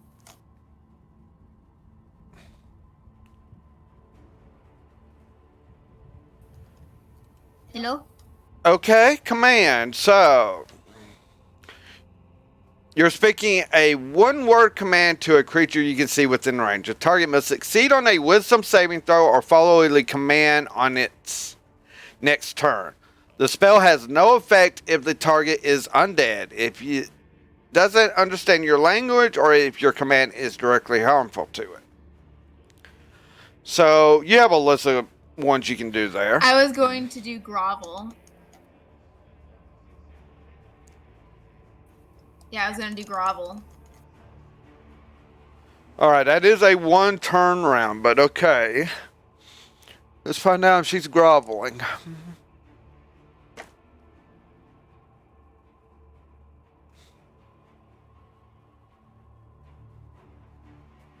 Yeah. Yeah. So when it comes to her turn, I'll describe how that goes. Yay. So, that is your action. Any bonus actions? Now, right now, they both had their bardic inspirations they haven't used, so that would be kind of a... I'm not going to do any bonus action. Alright, you going to say where you are? Yeah. Okay. 1, your turn. Okay. So my friends are getting hurt, and let me try this again. So one's friends are getting hurt, and it's not nice. So he is going to go and he is going to say mass healing word to up to up to 6 people, but he only says it to 2. And he says it to the mascot and the Sarkaria. And it's a 1d4 minus 1. Mass healing word. Depends on what level you're doing it at. Third. Third level. So, yeah, it's a 1d4 minus 1. Nailed it. So, Paimon and Sarkaria, you take 3 points of healing from this. That is your bonus action. What's your action going to be? So the next one he's going to do is I'm going to send someone to sleep. So he's going to hop in front of Sarkaria. And he's going to make the purple one go to sleep. Let's see if I can do it right. 5, 10. Oh, yeah, I can get past it. Provided that one gets Jimmy gets the hell out of the way. Yeah. Yeah, you're able to go by. That's not a problem. So you're doing sleep. And that, we're gonna do 6th level sleep.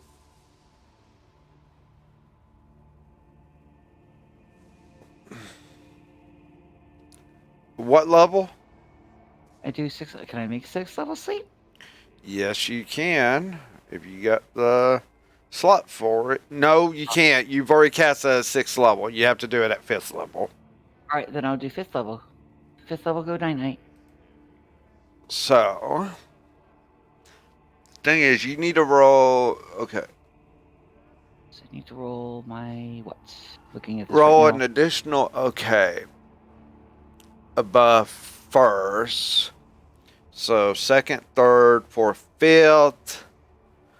An additional 8d8 with your 5d8. So you're rolling a total of 13 d8s. No and- advantage, just 13 d8 straight. 13 d8 straight, yes. Go sleep. Go night-night. All right, so as I stated, one of two things can happen with this, and Uh-huh. now this is a 90-foot range, 20-foot circumference.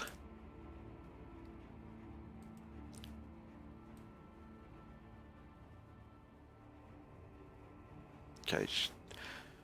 So technically you have 2 that is caught in this.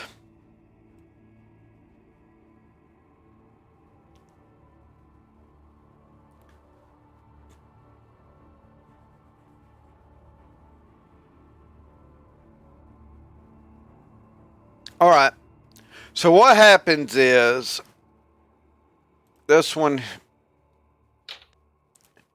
red, though it was going to go prone as it was,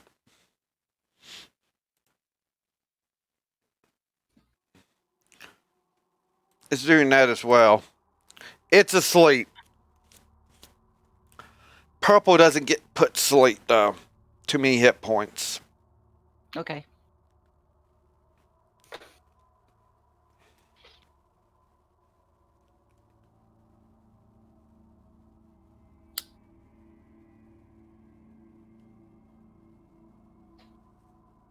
So, yeah, she kind of like just looking at you angrily.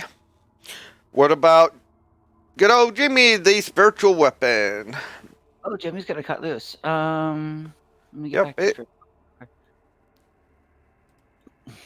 And it's let's see if I remember this correct. If I remember correctly, don't help me here. It's a 3d8 minus 1 for the attack. Wrong. That's your No. damage. Arr. It's a 1d8 plus 3. 1d20. Whenever three. you're making an attack, it's a d20, always. Right. So it's just 1d20 plus 3.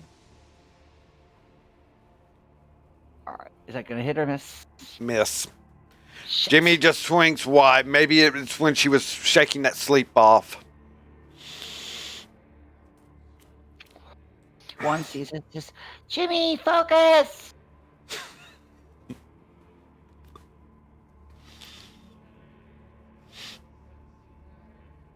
Sarkaria, you're up. Take it.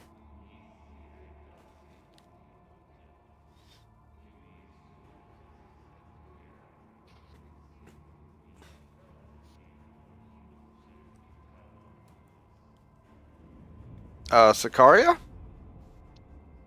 Yeah, I'm here. Yeah, it's your turn. I was just measuring how far the purple was. So I'm going to move to right here, and I'm going to use Psychic Blades on the purple. Okay.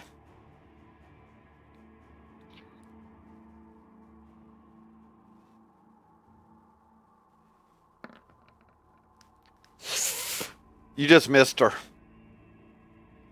You missed her. I wouldn't just say just. It's just like you're a bit off.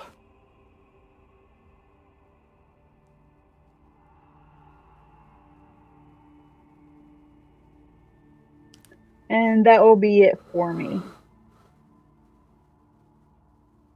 Okay. So that's it on your turn. Back to the top of the round.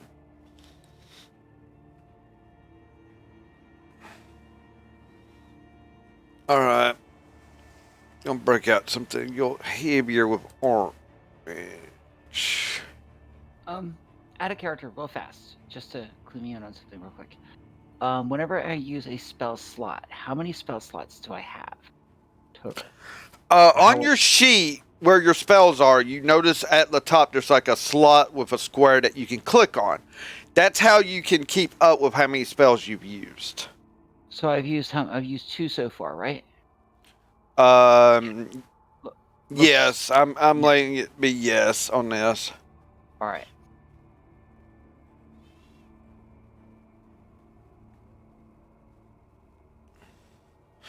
No, wait a minute.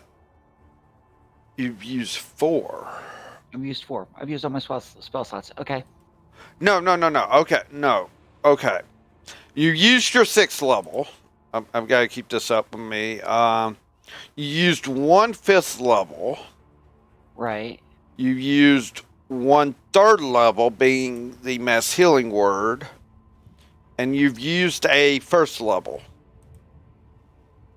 Refresh your page. Refresh your page and you'll see how there's like a your red square marking it off. All right, yeah, I see where they're at. That's all right. I've been marking them as I go. Okay. So. Okay, what was I doing with orange before?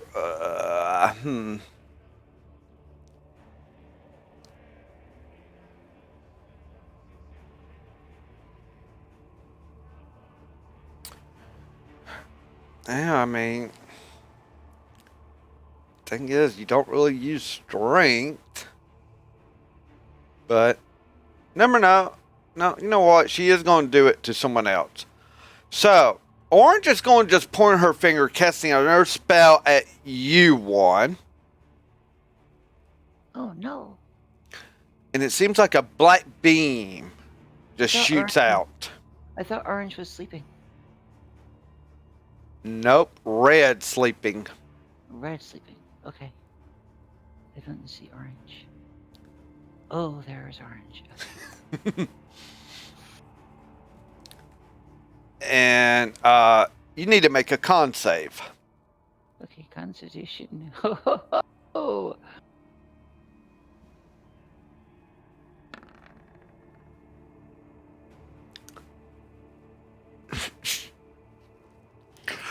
You might want to use your bardic inspiration.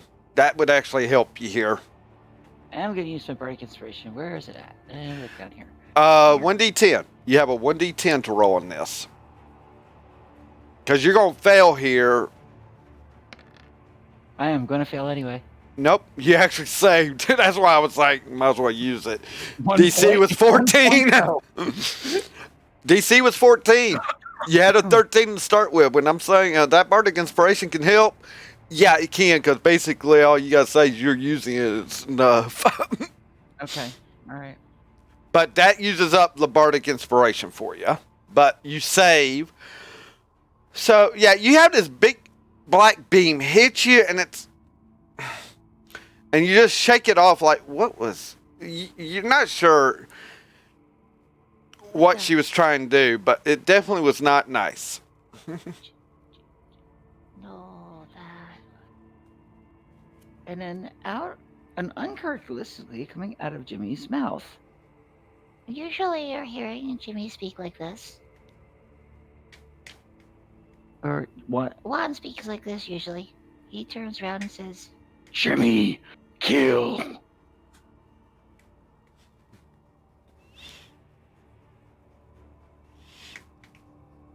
All right. Red's turn. They're asleep, and yet it seems like they start groveling too in their sleep. How does one do that? Just slumps over. She is sleeping on the floor, and she's just like groveling now in her sleep because of someone else's spell.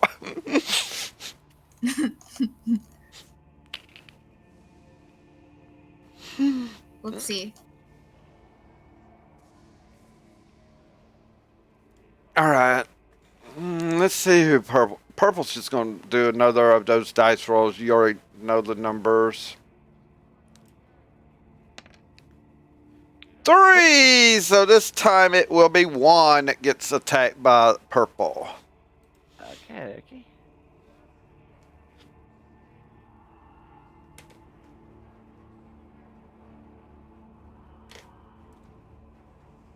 And what is she going to try to do?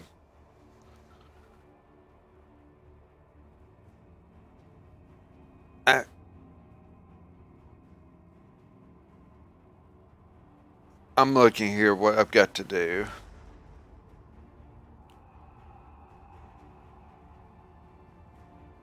Okay, it is an action to do this, but we'll do it.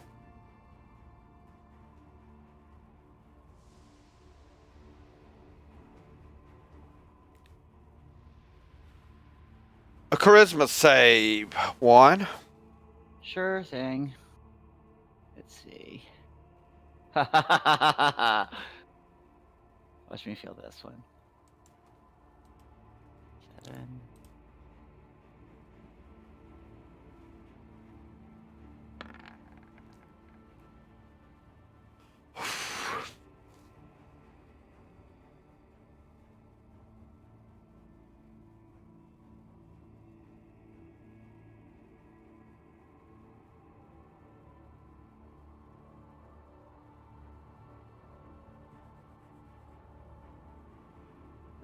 That's a 12. Yeah.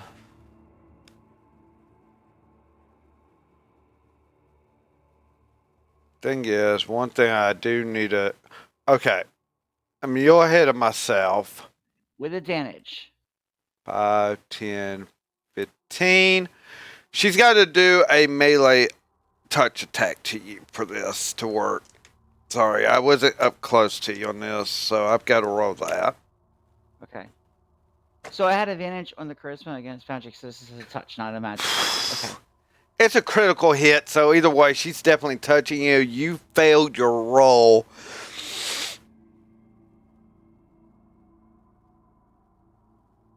Damn, I figured you would have... Wait a minute, do you have... Okay, what's the advantages? Wait a minute, you're saying you have advantages? I have advantage on charisma against magic.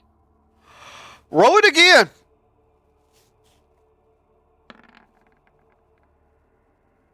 That's cocked, re-roll it. How's it? It's cocked on the dice. If you really look, it's... There we go. Well, still same either way. That's the save, luckily. So she reaches out, touches you. One, for a brief moment, it looked like you were seeing another plane. One filled with fire.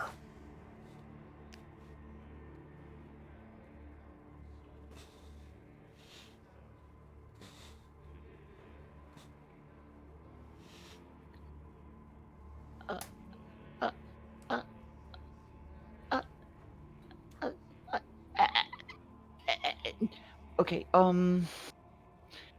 at this point, Juan, he grabs a hold of his collar and squeezes really, really tight.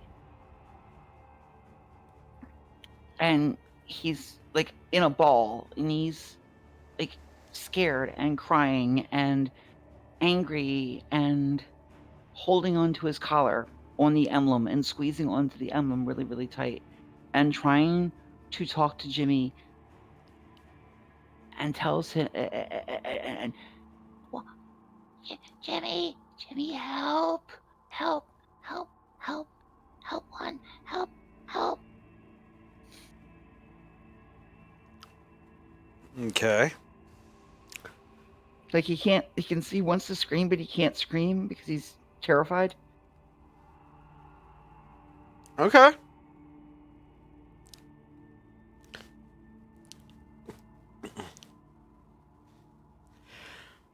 Paimon, your turn. Yay. I was gonna use my staff of swarming insects against the red one, since she can't do anything about it.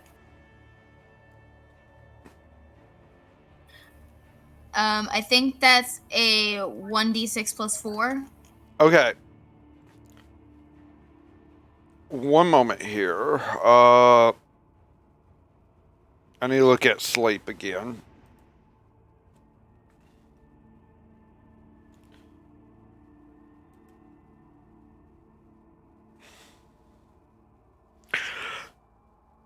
Now, she is asleep.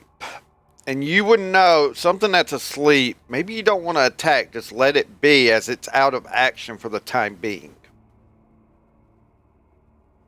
Alright. Just so... would I be able to switch my target from the red one to the purple one, or no? Oh, yeah, you can switch it. That's why I'm letting you know, because you are fairly new still to D&D, so, yeah, I'm letting you know this.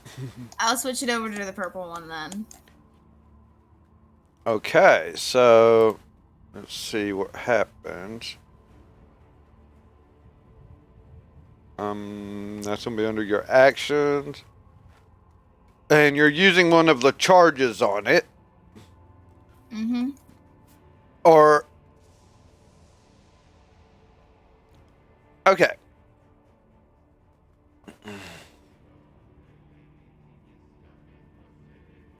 So are you expelling one just to have... No, you're wanting something that attacks, right? Yeah. Alright, are you doing a giant insect or a insect plague? I'm going to do a giant insect. Alright, so you're doing giant insect. Okay, that's 4th level, 4 charges off your staff for this. So, there's like bugs like this around that you can transform into this. About.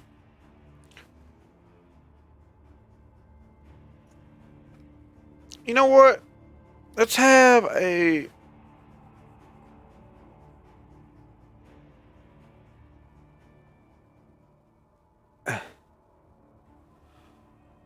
Okay. In this place, let's just say there's definitely some centipedes probably about, spiders, wasps. What insect would you do? A gigantic spider.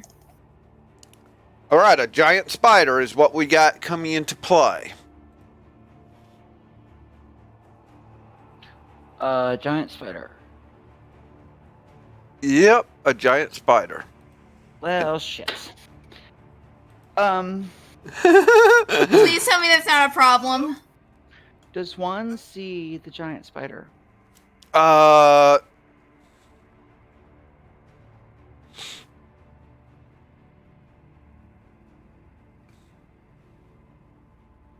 Possibility. Okay, that's all I need to know. Is he allowed to react?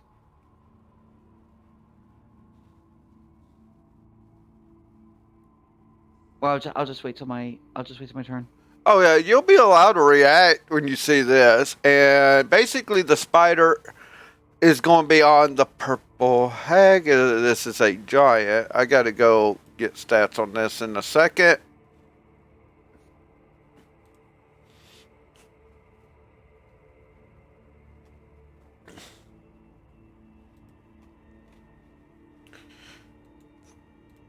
Yeah, but yeah, giant spider. And oh no, it's worse. The hell, the fire, the evil person, and you brought a spider here. One wants to run out of the building at this point. Juan, it's okay. I swear it's okay. The spider isn't gonna hurt you. There is nothing anybody is able to do unless they try to roll a persuasion check to get me to not Can I- want to run out of here. I would like to roll a persuasion check. 'Cause Oh, I have you're a plus welcome. You can definitely roll a persuasion right now, trying to. I have a plus 11 on this. Okay, so I am going to have it do a bite attack. I have a plus 15 on it. It's a 15. Okay, 15. Wisdom save for you, one. Yay. The spider actually hits it, so 1d8 plus 3. That's a dirty 20. Okay, looks like I'm not. 20. It's a 20 minus 1. Still, like it's a I'm not critical confused. success. Yeah, no one's getting through to you, one. You're just like, you just see this giant spider, and it's like, you're so terrified at the moment. I can't move because I want to move, but I can't move until my turn, so I'll wait. Yeah, 6, 7, 8, 9 points of damage. And I have to make a con save.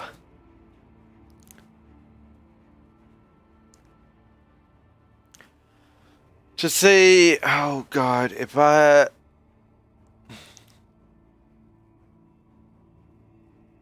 Oh, great. Okay. Hopefully you don't have the poison do this. Or you'll have a paralyzed one. Well, at least she makes that save, so not poison.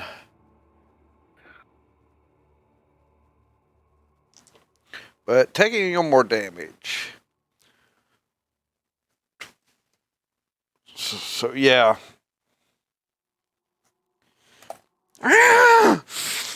And you just see her actually turn from you, one, looking back at this spider now that just bit her on the... Anything else on your turn, Paimon? Nope, that's it. Your turn, one. One runs over here. Calls out to Jimmy. And asks Jimmy for protection. Just move, just the movement. I guess that's the action is that I'm moving. But Your movement is an action on its own. So you're moving. Do I wish to take an attack of opportunity, though, as you're moving out of melee range of someone? Nah, I'm not going to. I'm going to be nice here. DM being nice, yeah. I've got dirty. Let's just say you almost went to a different plane. It's okay.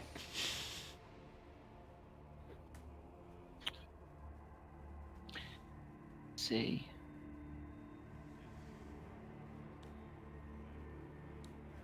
So you run over there, kind of trying to hide by the stairs, like. And that's my action. So you're not even going to take an action. You're just going to have Jimmy come up and hit something. I'm gonna have Jimmy come up and hit something because okay, so from an RP aspect, he's terrified. One is terrified. One is scared beyond belief now. He just saw the flames of hell. He's just seen a large spider. He can't fight. He's terrified. The only thing he can do is call out to the one thing that he knows is willing to protect him. And that's not Sarkaria, and that's not Paimon. Okay. It is a good thing spiritual weapon is not connected to a concentration. All right, so move Jimmy as to what you're going to attack with Jimmy. Jimmy's going directly towards the purple hag. Okay. All right, it's 1d20 plus 3. Correct. I hit it wrong. I rolled double. I rolled double by accident. No. You only have that's a 12, if you look. The other roll was for your wisdom save. Oh, yeah, it's a 12. Okay. And then... It doesn't hit. It misses. Again. Dang.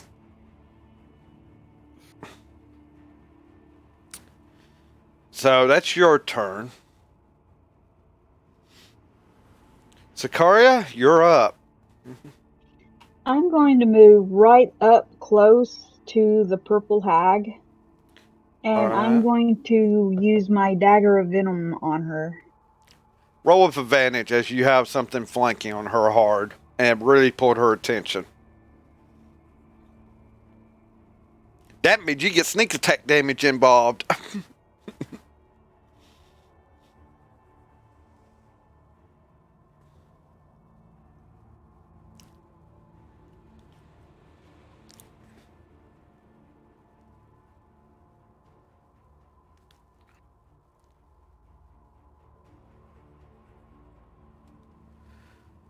You want to add your inspiration to that?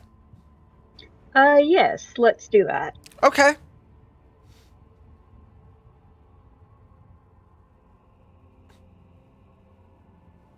Roll your d10. You now are hitting it. So,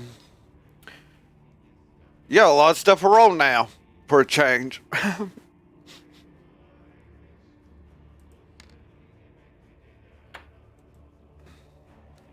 So 10 points of damage right off the bat.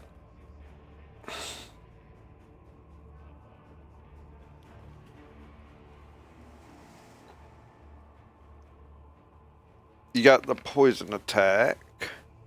Yeah, I just got a 9 for that. Alright. What's the DC on that?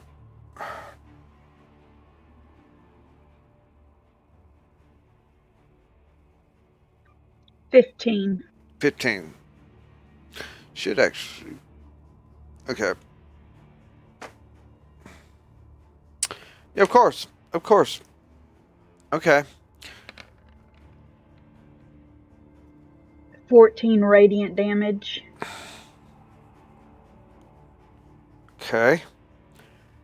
And then, how many D6s are you about to roll? For my sneak attack, it's a 5d6. Roll it, because you had advantage. That's the one thing for rogues. They get that extra damage in. Out of character, when I said I wasn't going to act, wasn't going to act, is that me holding my action or? You can technically hold your action. I'll let you hold it for right now. Yeah, because I'm going to hold it. So,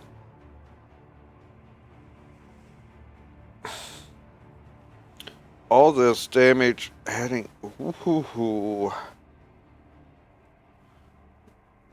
right, breaking out the calculator for you.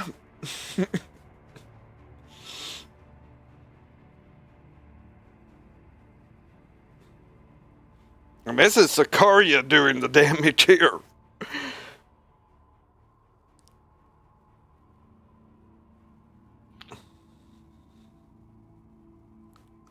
Well, she did go after Juan, who's my friend. 51 points of total damage here.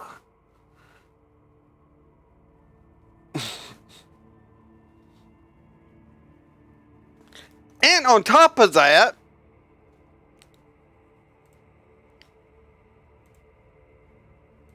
poisoned.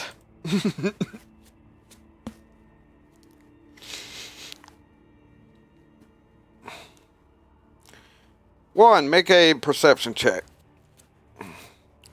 Okay.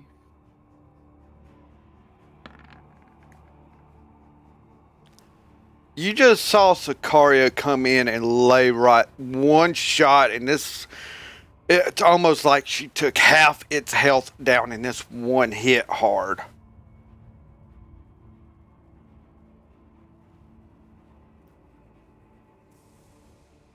Okay. I'd like to do my action now. Sure, go right ahead. So, in front of this hag, Juan summons the one thing that is scarier than Jimmy. He casts a major image of the one things that he thinks is scarier than Jimmy, or more dangerous than Jimmy. And he casts major image in front of the hag, so that the hag can see. Major image. Okay, concentration spell.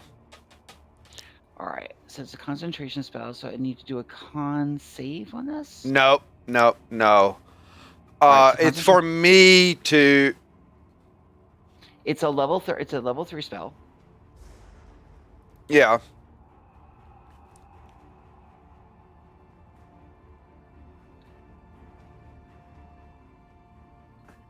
So what are you?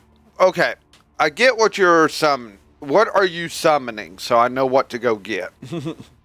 He's summoning mommy. Summoning mommy.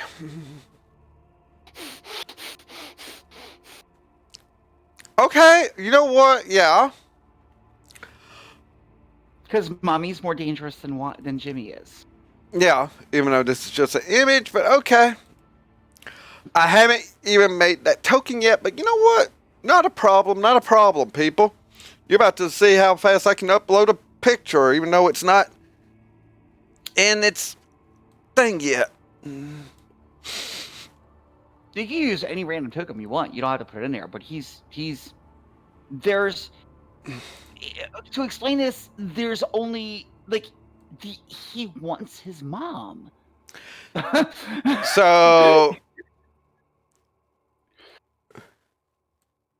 there's mommy. Because you're casting this where it's really a lot larger than normal. Too, if I'm correct. Mm-hmm. Yeah. So yeah. No, I can't speak through it. I can't mimic or anything like that through it. It's just right there. Yeah, you just have the image right there, and she has to. The hag has to make a con save to see if she can see through this, or make an investigation check. Okay. So yeah. Paimon, Sarkaria, Yes. you see this Valkyrie type of warrior woman just appear. Flowing black hair. Garbed in white. Sarkaria, you've seen this in a way. But you know it's not her. You already have that feeling it's not her. Because one thing is, it's not talking. It says here, you can cause the illusion to make different sounds at different times, even making it carry on a conversation, for example. Okay. But I don't know how to do that part. Okay. It's got to come from it as to what it's exactly doing. Okay.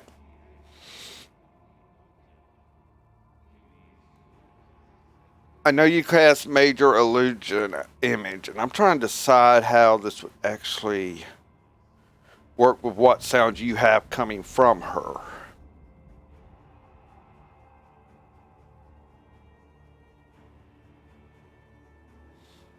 I don't know if it would sound totally like a tray of white.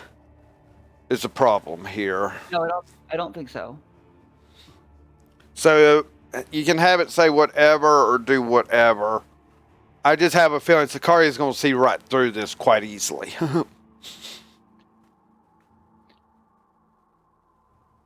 Be gone, hags. Leave this place, or I will have your heads on a plate. Okay. Well, one's asleep, so she doesn't even know it's there.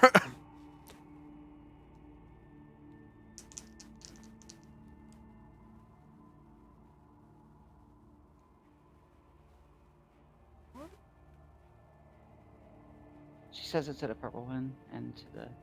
Yeah. Yeah. Alright, on their turns, we'll figure something out. So, with that, I need to take a quick break. Everyone, get up, bio, walk around, and we'll come back at the top of the round, I believe, unless someone else has anything else they're doing this round. Or you can think about it while we're on break.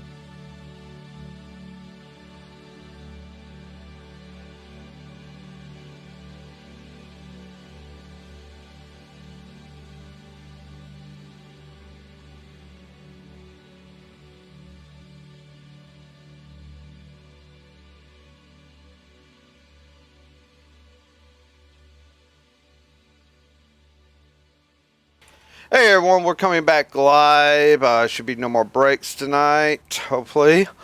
And top of the round.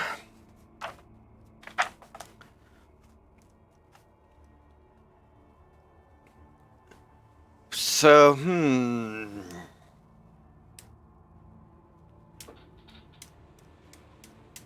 The hag sees this image and hears this. Like you are going to scare me. And she's actually going to attack the image. With magic missiles, which of course does nothing. And this is going to cause an intelligence check. I believe 15 is the target number. Yes. I'm third slot, so... Okay. 6 plus... Not good. I probably missed it. Because I'm doing something here. Yeah.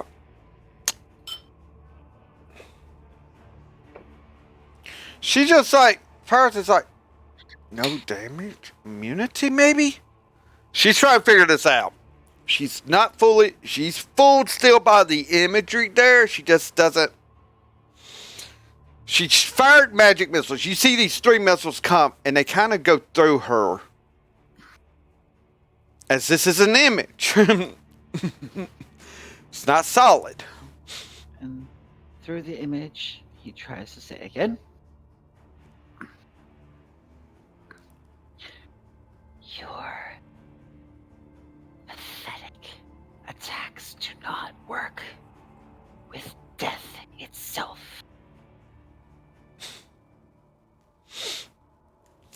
I'm trying not to sound like a tray of black, but... Yeah, I know. Yeah. Still wondering. Of course, we got Miss Sleepy over here for another 8 turns. And keep up with that. Purple. Sarkaria, she's going to attack you, but here's the good thing. She's only going to do it with claws. And she has disadvantage on the attack. Because she's poisoned. Good job, Spider. Nope, that wasn't the spider. Okay. That was Sarkaria. Oh, good job, Sarkaria. Spider Sarkaria. I can make that. No. We already saw the spider bunny. Don't do that. 15. My AC is 18. Okay, yeah, she missed this. Like I said, so Paimon, your turn. Okay, so I was going to use the spell Shatter using my flute to make the noise. Shatter. It's been so long since I've been around all these bards.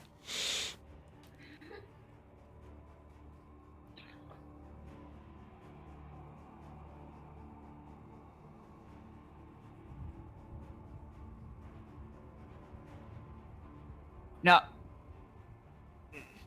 At what level are you casting this at, first and foremost? That makes a difference. Because of how many dice you get to roll. I was going to wield it at level 3. Level 3. This is a second level spell, so you adding one more d8. Okay. So I'm doing 2d8s. 48. As it is a second level spell that you can learn, it's 3d8 damage, and it's now 4d8 at second level. Alright, so I'm rolling 4 of them. Yep. Got it. And who are you centering this on, so I know who's making the save? I was going to do it onto the purple one. Okay, you're doing the purple one. Okay, great. Thanks. Disadvantage saving throw.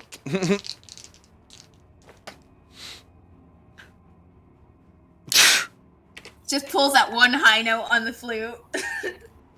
So, Sarkaria.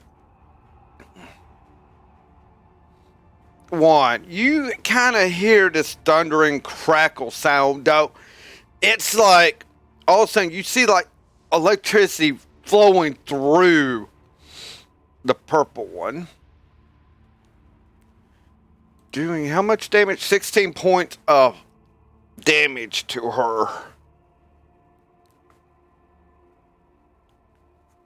And she is looking really rough.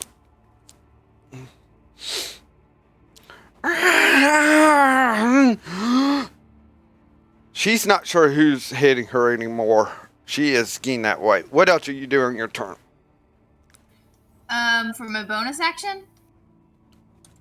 Or... Yeah, bonus action, movement. Hold up. You've Is it already okay to go and do Bardic Inspiration again, or no? It's a bonus action. You can do it. To give... Alright. I gotta do 1d10. No, you don't roll that. Oh, okay. This is a given. So, Sarkaria, 1. We'll say the spider has Bardic Inspiration now. So, you're doing another flute musical after you do that. Shatter, you just go into doing something more inspirational. With flute again? Is that what's happening? Yes. Like, she's officially Pan now. She's just... So you're hearing this flute music again, like getting you revved up. Actually giving you confidence again, Juan. And that's it is coming up on your turn. So, with this confidence and seeing the image of Mom in front of the purple one, Juan charges. All right. And attempts to perform a spear on her. Unarmed strike in spear fashion on the hag. Yes, an unarmed strike in spear fashion on the hag. Okay. So I need to roll. I have a hit DC's +6. And I need to roll a what? 1d20? 1d20. Mm-hmm. Okay.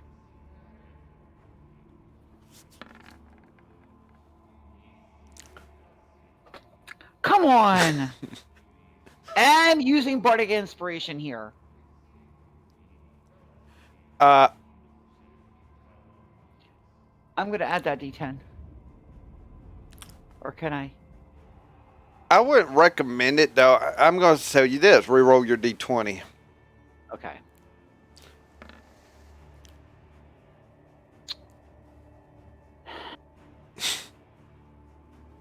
Not meant to be.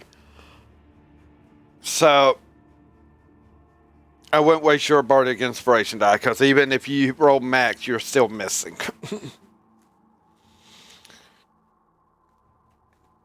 Okay, so he falls flat on his face.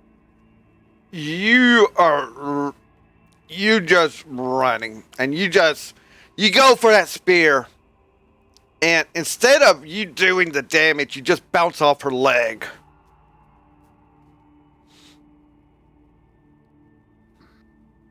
Of course I do.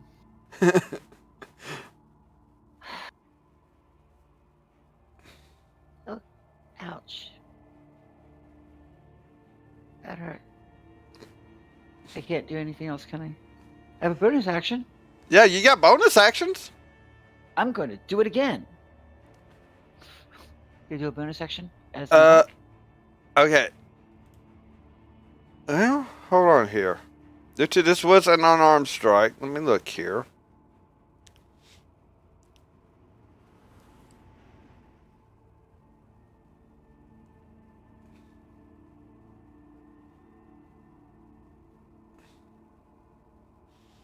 You know what? For sake of RP, go ahead and do it again. Try hit it again. Come.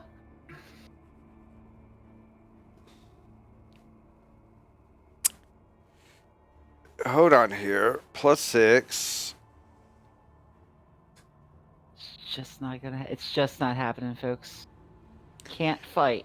Can't fight. Plus, if you want to try your D10, it's possible you might be able to hit her AC. I'm gonna roll her 1D. I'm gonna roll the 1D10. All right.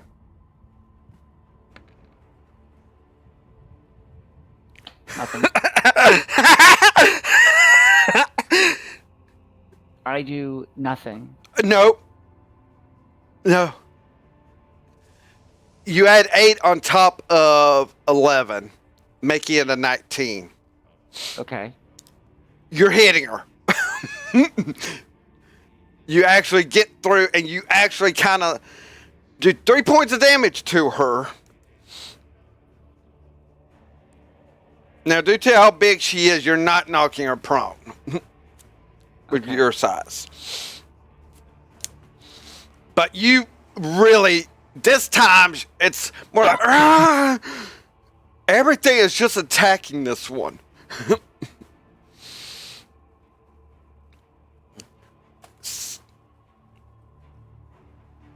So, it's time for spiritual weapon. yep.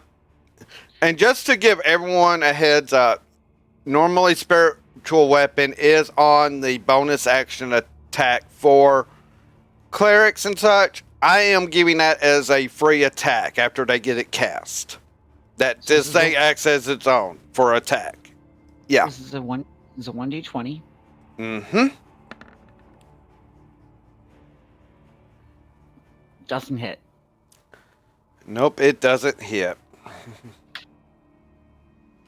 Well, you're disappointing.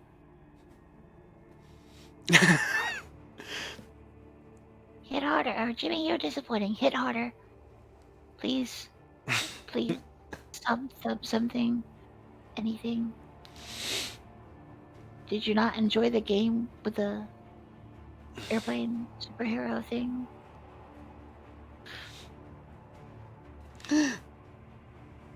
Sarkaria, your turn. I'm just going to use my dagger of venom on her again. You know what? You've got advantage on this attack with what all's going on to her. She's so confused. Oh man, I wish you get roll once more. Let's see if you hit a crit 20. Because you have advantage. All right. Roll all your damages.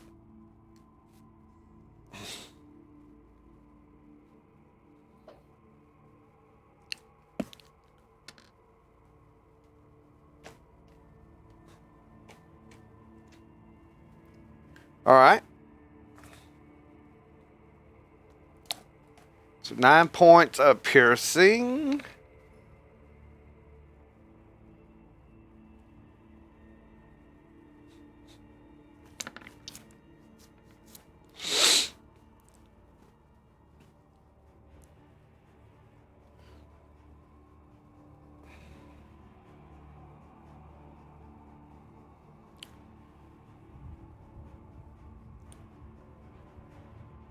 Also,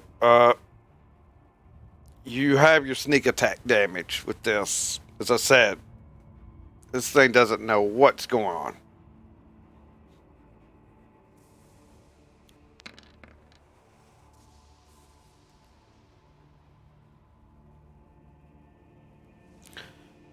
$53 points of total damage on this one. Pretty And much she's all dead. she knows. Pretty much all she knows is that she's getting hit from all directions. Yeah, and as I said,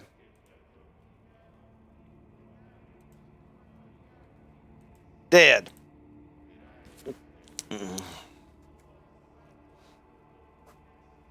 Two stand. Well, one standing, one asleep, and I forgot to attack with the spider, but it wouldn't matter. So.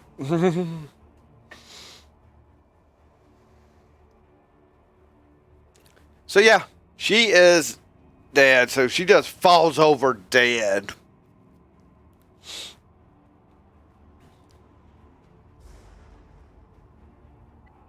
That would also be the end of my turn.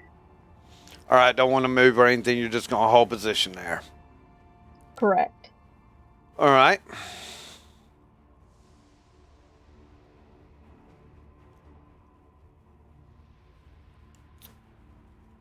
I'm looking at something here because there were certain conditions here.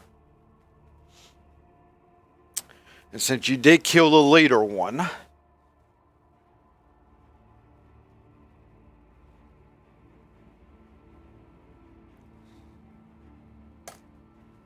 me make sure what her movement is, because she's not going to leave the other one behind.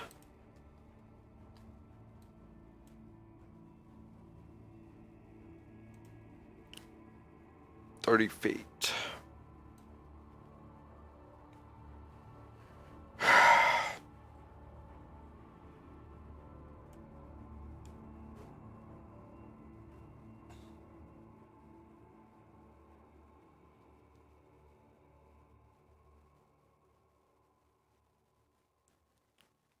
Okay, not going to be able to do it this turn.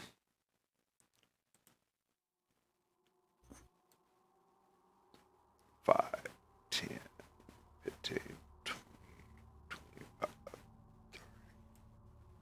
She will move there.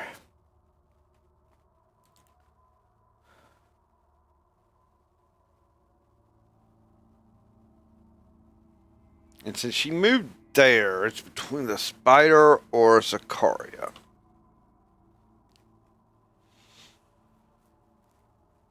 And it's going to be Sarkaria. Dang it.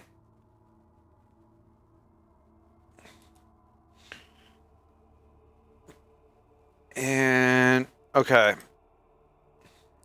She's just trying to make sure she can get out of here. I need... Yeah, she... Whoa. No, she's going...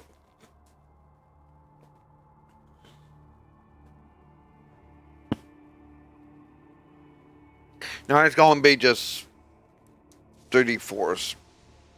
No, because she's not going to use up a slot here till she touches her sister.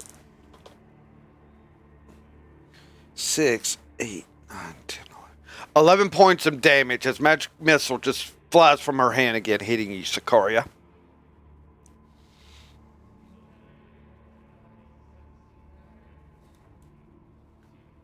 Seven more rounds. As the other one is just kind of groveling, sleeping there in that spot. I'm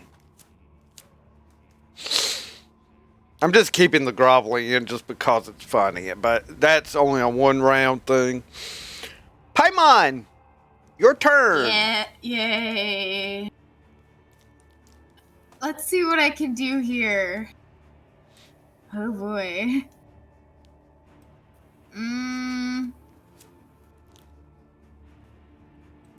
I want to do fairy fire.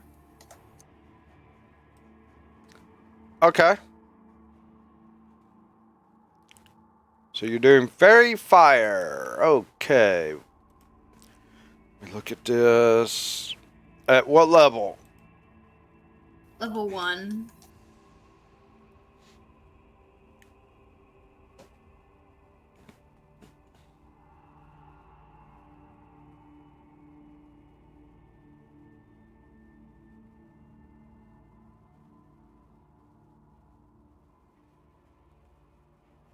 Okay, so where are you casting this at? I was going to cast this at the yellow one.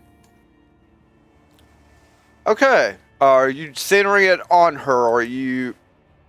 I'm going to center it on her. Okay.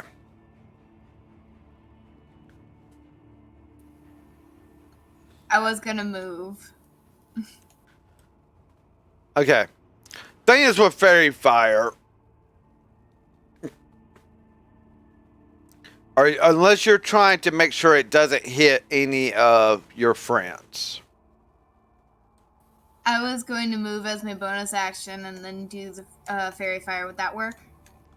No, you're within range to cast it. You have to be at 60 feet. You're at 30, 40. You're able to cast it. In fact, you can cast it maybe farther south to where you don't hit your friends with it, because this is one of those spells that can affect friends. Yeah, I want to go and make sure that I'm not hitting my friends. All right, you're able to cast it far enough for that, so she has to make a dex save. Oh, trust me. The way I've been rolling today, you probably got it on her.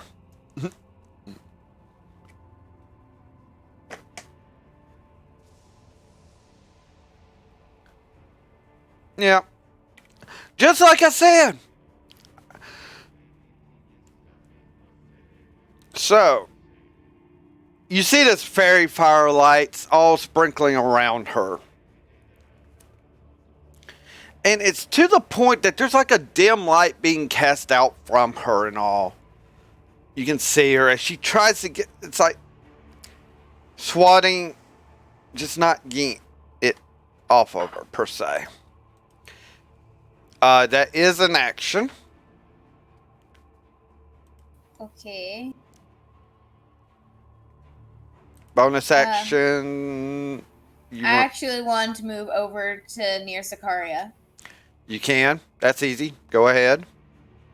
Thank you. Yeah, that's movement. Movement to iterate for people at home. So if they want to understand, you have an action, a bonus action, and a movement action. Those are your 3 actions on your turn. Reactions happens when it's someone else's turn. You can do a reaction.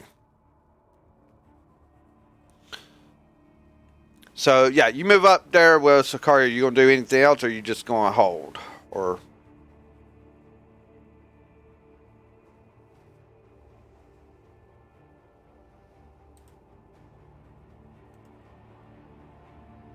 Ellie, are you gonna do anything else, baby? I'm not going to do anything else. I'm just going to hold. all right, Spider is gonna move up one and try to bite her. Key.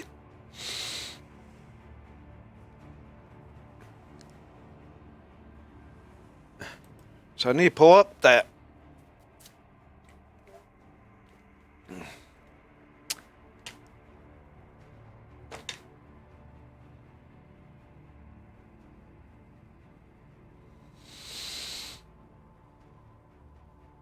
I swear, anything that's friendly for you all, I roll wonderful. So let's see, it's an automatic 8 points of damage plus another D8.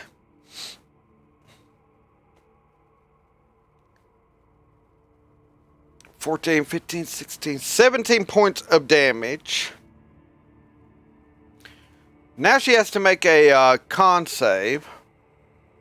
Which the last one did, because the con save's only 11. That I can meet usually. Again, I roll sorry for this, so let me see if I've got enough. +3, yes, I beat it over 1.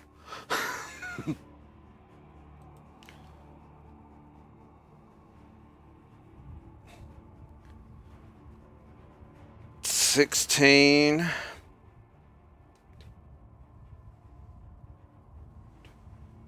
Another 11 points of damage.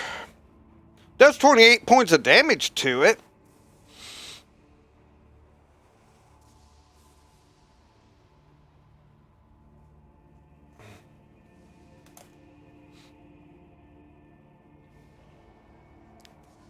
And I forgot that I could do a advantage roll on that. Oh well. So that is its turn. 1, you're up.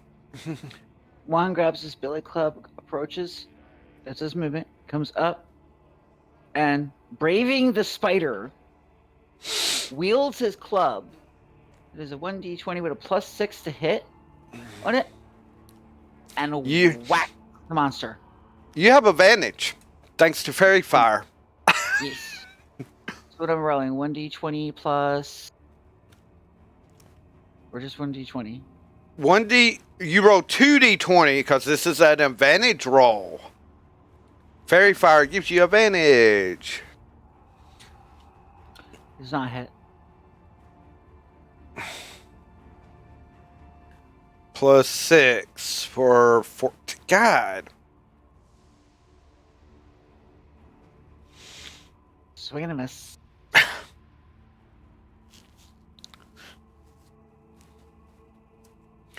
Oh, welcome back, Darius. Glad to see you again.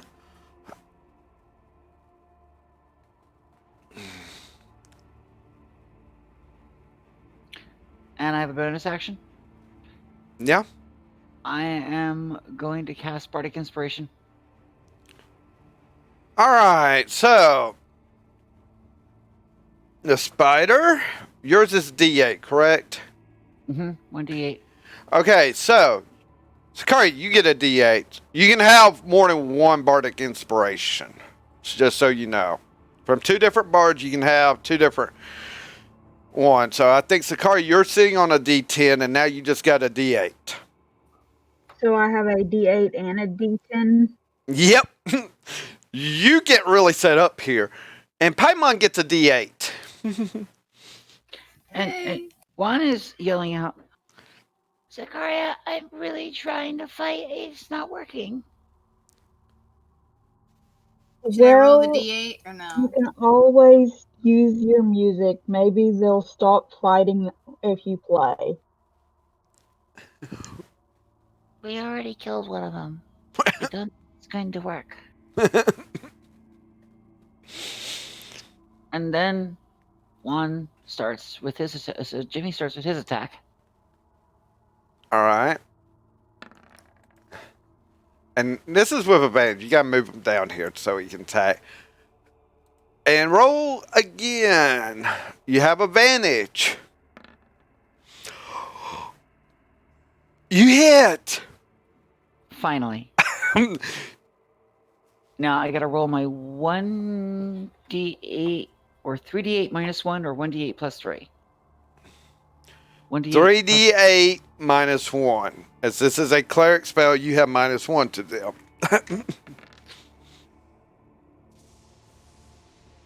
11 points of damage. So, giant sock. For those of you who are in the cheap seats that have never seen a giant sock fighting before, swipes at this thing, bonks it.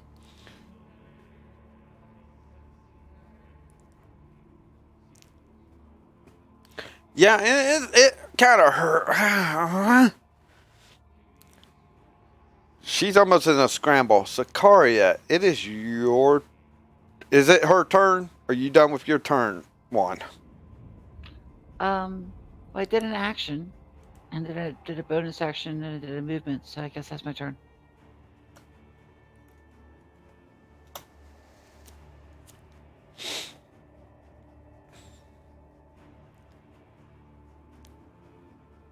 I don't know. Do I still have control over the giant illusion? Yeah, you have control over that image, I believe. So the image moves towards the yellow one. Speaking, you're next.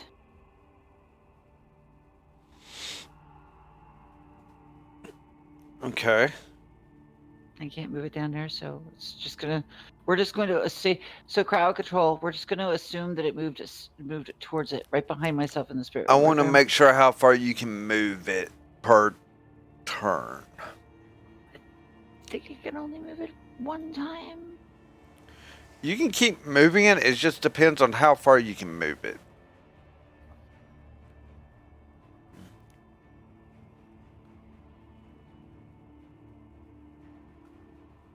As you're trying to keep it looking real, we're saying you can only move it 20 feet. Right. 5, 10, 15, 20. So it's coming up like this.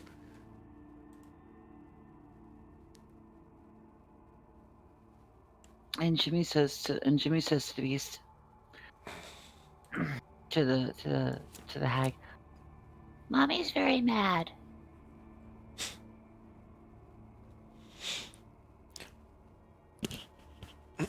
All right. And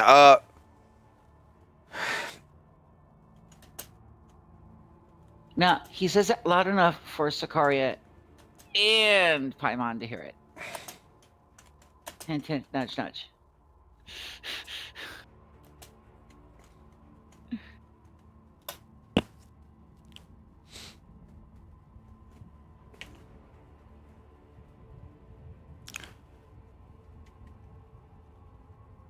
okay.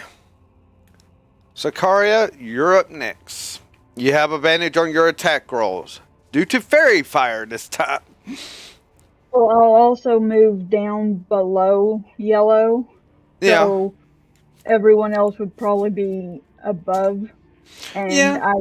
I will attack with my dagger of venom. Go for it.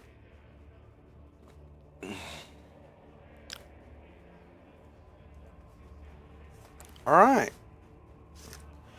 And we finally got Darius back to roll that d20, which he did make the DC. So you all got another opponent card. So it's you have 1 combat, 2 saves, 2 luck, 2 opponents, and a boatload of divine interventions from last month. 18 will hit.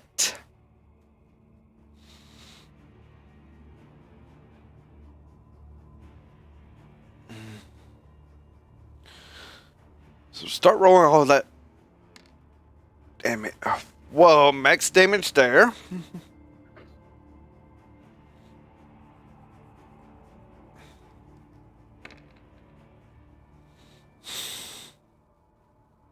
Jesus.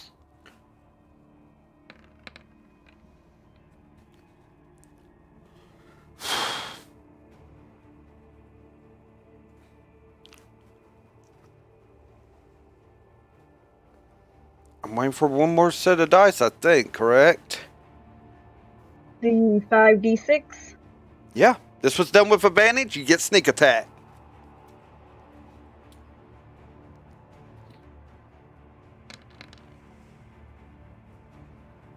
All right.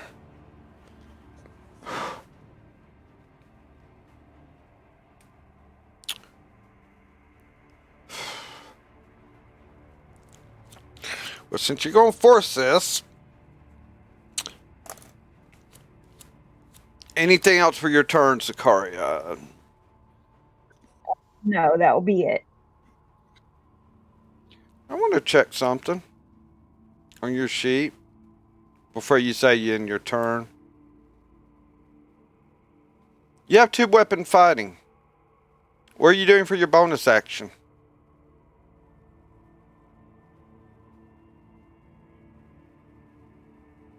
You have 2 daggers in your hand right now.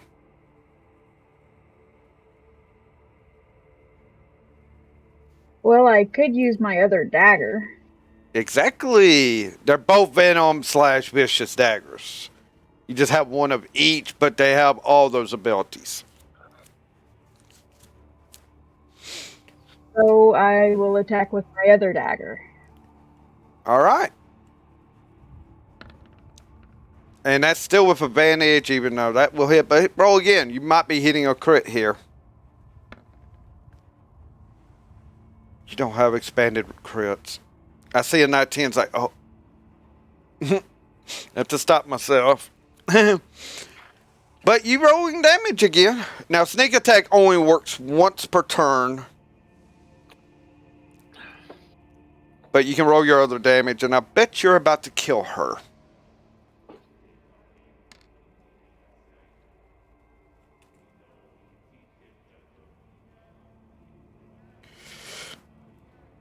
Okay.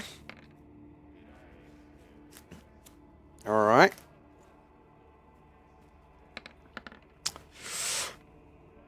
How are you killing this one?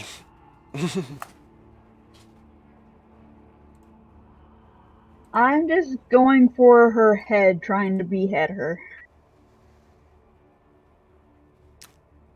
Make me an acrobatics check. I want to see something here.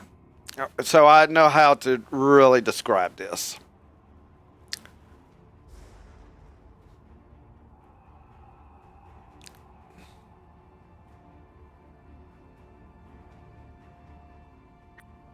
So you'll see me just come up with my dagger and basically go straight for her neck and try to behead her with my dagger. Yeah, you're going to behead her. Roll me an acrobatics check. I want to see how acrobatic this is going to be. So I can really give you a description of this, everyone. All right. So, Sarkaria definitely is going for a beheading when she does these strikes, but she literally is in a flip motion, feet in the air as the second dagger crosses the throat, totally cutting her head off as she is flipping and twirling right there next to you, Juan. Where's the headland? The head rolls off. I'll roll a d8. Let's see which direction it goes. Okay, 1, 2. Okay, it's just going off, and I'll use the measuring stick. It's rolling off in this direction.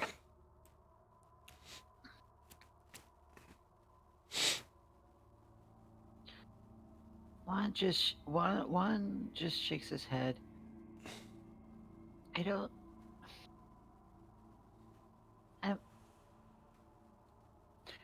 One collapses.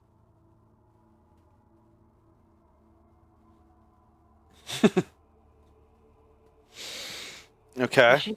He just shakes his head. Up, out of character. All things considered, in his face he's been terrified. He's been horrified. He's been inspired. He's had to summon the image of his mother, and his sock is failing him. So we're in that situation like we were last Sunday, where his head's all spinny, and he just collapses. RP collapse. Okay. Yeah, that's fine. You can do that.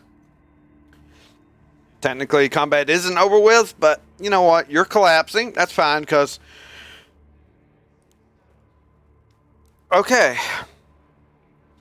So, anything else for your turn, Sarkaria? No, that would be it. Okay. Ending your turn. There's one still alive. Still sleeping and groveling for about another 6 rounds. That's why we're keeping it on the round system. So, Paimon, what are you going to do? I actually wanted to cast sleep. No, not cast sleep. I wanted to cast alter self. Alter self. What are you altering yourself to look like? I want to alter myself to have horns, like ram horns, and then claws. Okay. And this spell is actually... Is it alter self or is it something else? It's alter self. Alter self, yeah. Oh, yeah. It's under natural weapons. Yep, natural weapon. So you grow out a set of horns that look like they can ram into something. You got claws that grow out. Yay. What are you going to do next? As my bonus action, I was going to move to in front of the sleeping beast, the sleeping red one. Move where you want to move. That's your movement action. You still have... That's all you're going to do. You're just getting set up for the killing blow, per se. Yes. All right. 1. You've passed out. Yeah, I passed out. Before I passed out, however, just before I did this, and I know I've done this, I'm there's a special action I can do called Channel Divinity. Right? Channel Divine Energy. Let me go.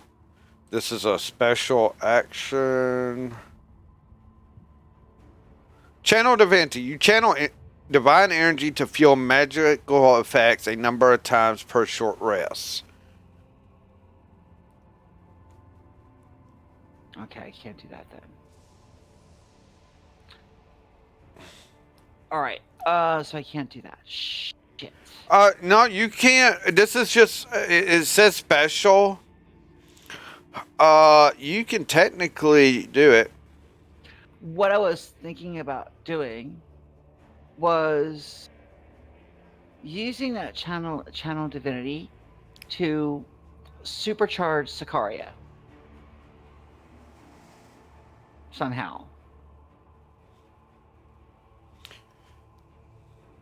For the spiritual weapon, one of the two. I don't know if I can do that or not, but so you're channeling divine energy to fuel. You know what? I'm going to allow it to go to a person. I like how this is going. Describe how you're doing into Sarkaria. So, as Juan falls, he reaches out to Sarkaria and he says, and he reaches out to her and touches his collar, and he utters something in Crichton, a language that Sarkaria doesn't understand, but the DM does. And in Crichton, I bestow upon you the strength of my mother. And then he collapses. Okay.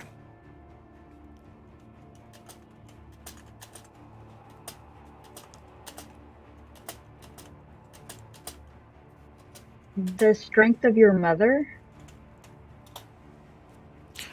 Yeah, okay. Now, this is where you don't understand. It's in Crichton.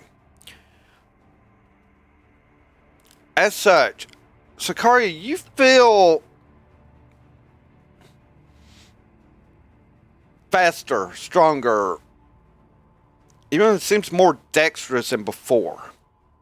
Basically, you're adding a +2 to all stats here. For this, we'll get it now down to your heart as to how this is working. So you got a +1 strength, +4 dex, +3 con, +2 intelligence. You get the idea, I believe. And that also affects your attacks and such, even though. Now, when one collapses, does the image and spiritual weapon, does the spiritual weapon go away? Does Jimmy go away? Does the image of a Trey White go away? Because he's no longer concentrating because he's collapsed. I have to go look at the. I don't think the image will stay. Okay. Spiritual weapon is a possibility. It will stay floating there, but due to no one's there to control it.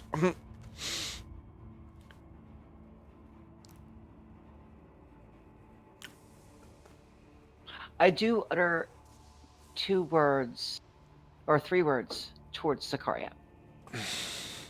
Help her, Mommy.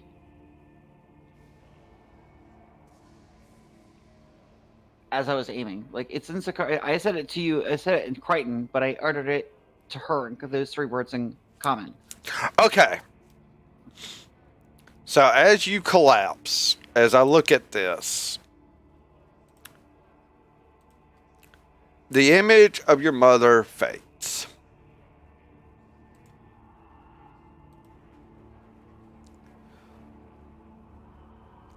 And as I look at your spiritual weapon,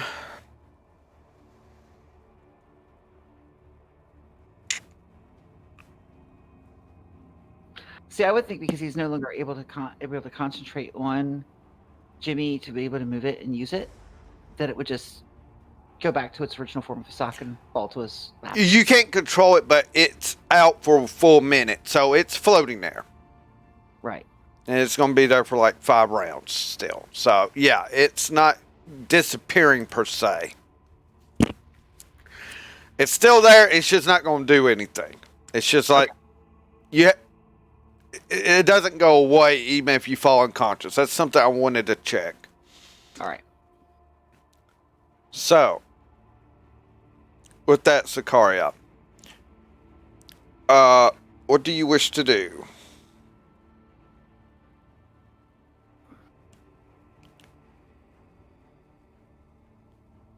So we only have the one enemy left standing, correct? I wouldn't say standing. Well, sleeping. Yeah. Only one left. She had taken a little bit of damage, but that's about it.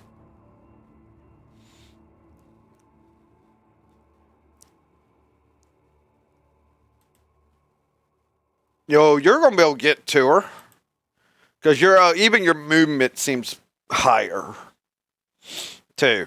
Just so you know. So I'm going to get right there, and even though she's asleep, I'm still going to use my dagger of venom. Sarkaria is now Sarkaria Hawk. In a sense, though, it's like Sarkaria. this. Here's the way I do sleeping kills. Due to they're asleep, and you're going to kill them per se, it's easily enough done. You can come up there, take your dagger, and just shove it like in their skull or whatever to do the kill per se. And while you're doing that, for Paimon's sake, she may take her claws and scratch, do a slash or whatever to her as well, just to make sure of the death. I will do that. What am I rolling since that's not an unarmed strike? It is considered an unarmed strike, but this is a guaranteed hit. They're asleep. You're not going to miss. I mean, unless I'm really freaking off course and I end up tripping, but I'm floating, so that doesn't happen. Ah, well. Yeah, you're not. That's 4 plus damage. Yeah, this is a guaranteed hit per se. Unless you roll. You know what? Each of you just roll a d1. Let's just see if something stupid happens here. All I have is a d4. Does that work? No, d20. Roll a d20. Oh, okay. Each of you. Nothing's going to happen on your end. And definitely nothing on Sarkaria's end, so yeah.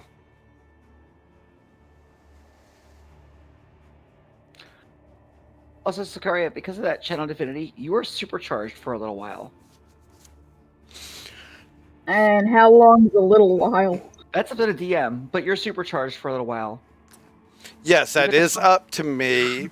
And since I am on home brewing this in, on the channel divinity part, as I kind of like this. And this is actually a help for your group in a sense. For maybe the future. I will say it will last. How long does channel divinity usually last on anything else? I'm looking at it. It's 1 per short rest. You regained it. You regain it when you. I think. Yeah, I mean, you're able to turn undead with it as well. Uh-huh. But we're adding something else to it.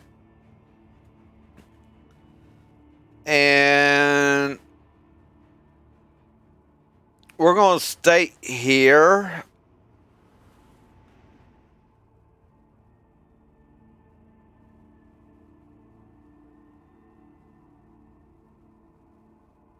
Oh, okay. The other ability, here's the kicker. Due to the effect of your domain, and you technically don't have a domain fully, as you are also a cleric of your mother. Mm-hmm. We're going to have it empower for 1 hour any person that you touch like this.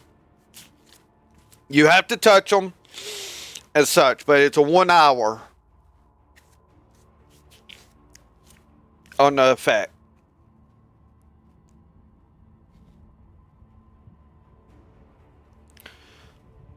Yes, Darius. Each card does have various effects.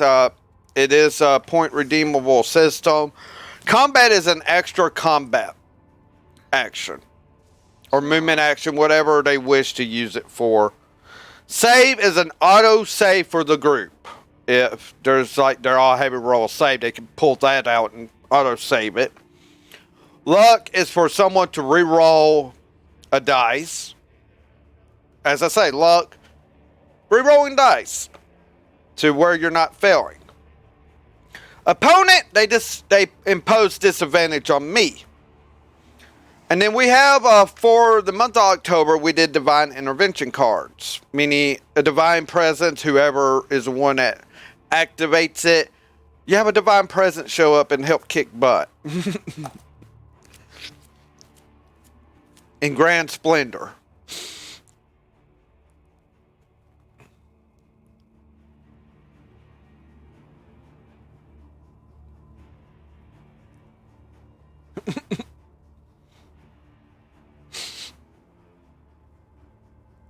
Yeah, that's usually the way it goes. Now that I have explained this, combat is officially over here. I need to check one thing, and that is with Paimon stuff. Yes.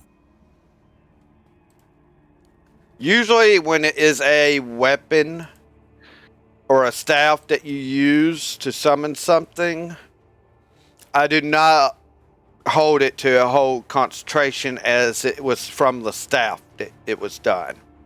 And you're activating its ability.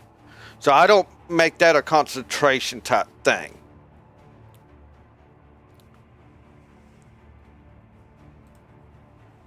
As such, are you going to allow the spider to stay up the full 10 minutes, or are you going to let it go back to being normal? I'm gonna let it go back to being normal. Okay. So the spider. I don't want a huge spider around. The opponent card is when they can use that card to impose disadvantage on me, like they really need to, but there's been points where I can roll crit 20s against them. See, that's the problem. There's no paladins in their group. That's my problem.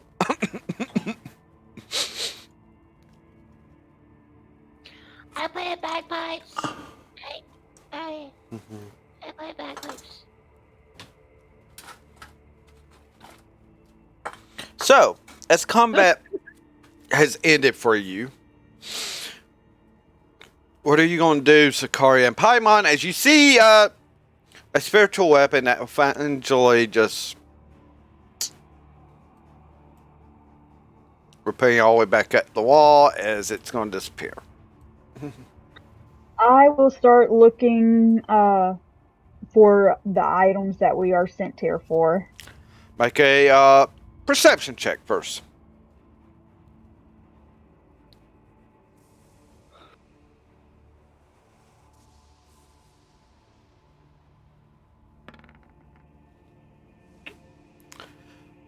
So as you look around, you'll notice that there's like a opening in a wall in the back down there that seems to be important. And as you really look through there, it's like maybe some chests.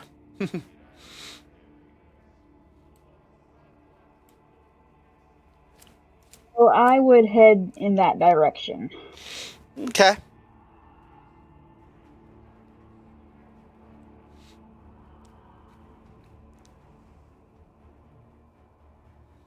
You can move all the way in there if you wish. Nothing's happening yet. So when you get in here, you will see there's like 7 huge chests.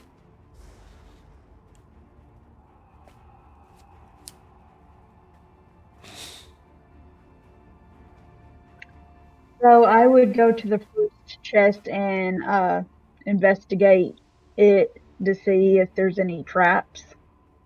Okay, you move to which one you're going to. Okay. So roll your investigation.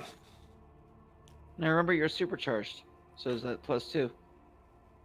Uh, basically, I'll add a +1 on all her rolls. Okay. Because it's 2 to the stats. Okay. So would I roll with a +1 or a +2? What is your investigation? +1. +2.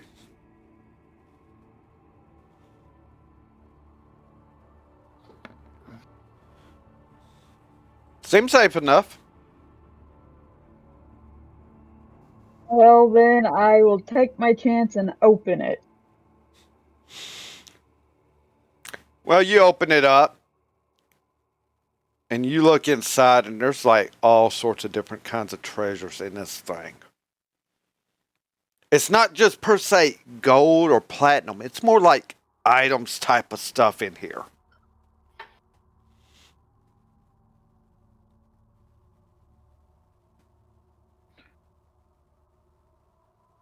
I would call to the others and say, these chests seem to have items in it. If you'd like to see anything, you can check them.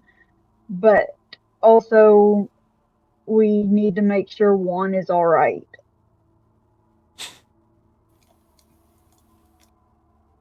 Since Juan didn't like me very much, I would like to ask if you could do that, since he likes you more.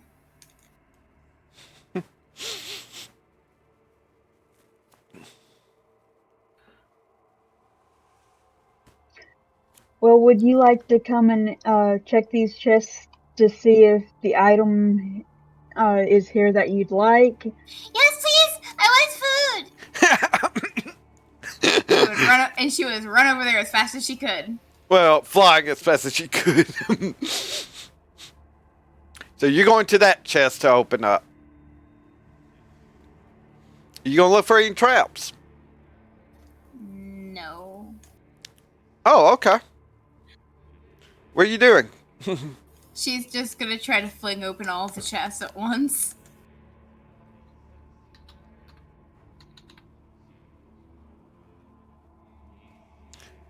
Okay, you're gonna have to tell me your order in which you're doing this.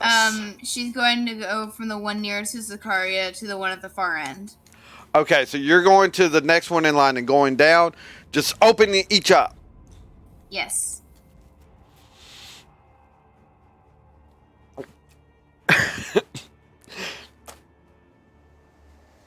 Yeah. You know, I said combat was over with. Oh, fuck.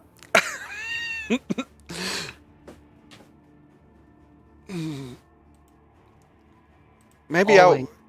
check for traps. I'm sorry! Not just traps. Sorry. Not just traps. Sorry, Not just traps.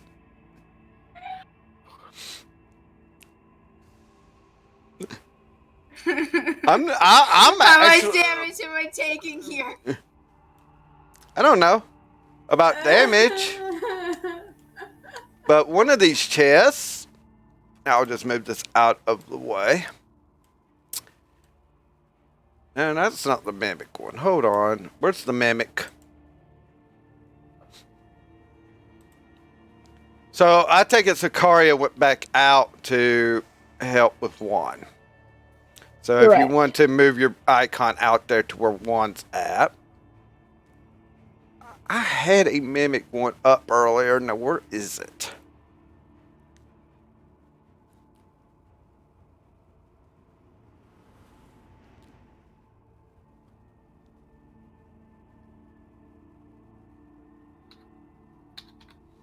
Alright, that's not it. Okay. I hate how this happens sometimes.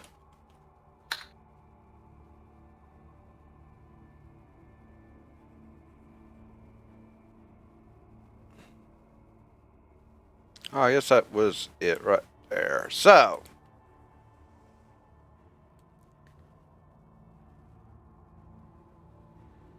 So as you have come in and you start opening up, you get to this one, and as you try to open, all of a sudden this chest opens up and tries to bite out at you. Roll initiative. Somebody's been playing Dark Souls 3 way too much. Do we all roll for initiative now? No. Or is it just Okay, we're Just her. initiative. Just me? Just you at the moment. I mean, Sarkaria and 1 is technically too far out at the moment. I have a +2 on this. Oh boy. the attack of the angry chest? I got a 9! Uh,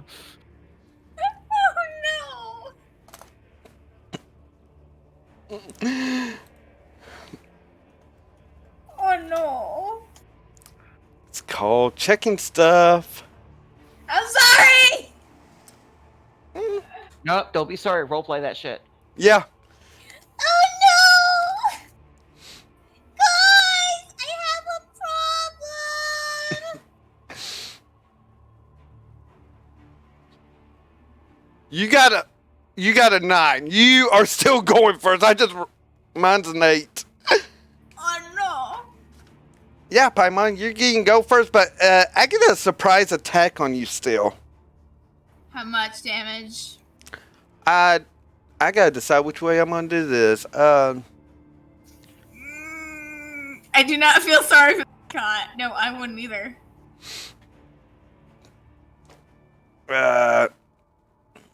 Will a 15 hit you? Yes it will. Ooh, finally, doing some damage to one of you. Well, I've been doing small damage. How much? Hey, I got a little bit of damage. 115 over 121. 7 points piercing damage plus another 5 points of acid. I'm at 82 out of 99. You'll just hear her high-pitched screaming. Guys, get your asses out of here right now! At the sound of the high-pitched wailing, Juan wakes up, checks the back of his head. He's bleeding slightly because it is a stone floor when he collapsed. Just as usual, he has many different versions of wounds back there. Yes, I'll put the cat out. Put the cat out. Oh, hello, Sarkaria. You look especially glowy. Well, thank you. And it sounds like Paimon might be in trouble. So, how are you feeling? The better question is, Sarkaria, how are you feeling? I feel stronger, but also I know that we need to get our mission done. Okay, so I'll go help her. I'm gonna go get Jimmy, and I'm gonna help her. But if she cries like that again, I'm duct taping her mouth shut. What the heck do you? Oh. As you're having to do a reacting like to someone yelling out for help, I usually have you come in on the end of the order, so with that, Paimon, it is your turn to do something here. Am I allowed to perform a spell on the chest? Oh yeah, you can perform whatever you want still. Ha ha ha ha ha. So I'm going to perform Otto's irresistible dance on the chest. For people that don't realize what this does, let's just say that if I fail the wisdom save, which is very possible for me to do, gonna start dancing. It's how wise could it possibly be? I'm just. As I said, possibility of me failing. So, yeah. What kind of dance are you making it do? Cha cha, real smooth.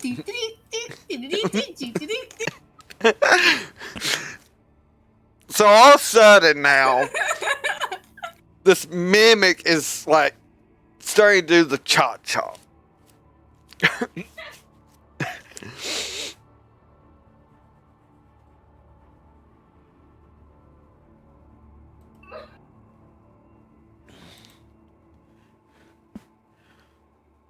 One enters the room and looks at the mascot and looks at the dancing chest. Sarkaria, I think she's got it covered. No, please stay here. No, What is she hiding? no, I'm not going anywhere near a chest that moves. Mom, don't leave me, That's it. Sarkaria, so I warned her. I warned her. And Juan casts sleep. On me? Yep. Okay, before that happens, that's going to happen on your turn. You're bringing up a rear. The mimic gets to act now against Paimon, as we are in the order. Sarkaria and then Juan. And that went with by dexterity reasons. With Sarkaria and Juan. So, oh boy. Whatever I do, it's at disadvantage. And everything has advantage against me. Because I won't be able to roll to see if I quit dancing until next turn. Unless someone gets put to sleep. If that's actually what's going to happen. So yeah, it's going to try to bite on you some more. Paimon. Oh no. How much damage is that?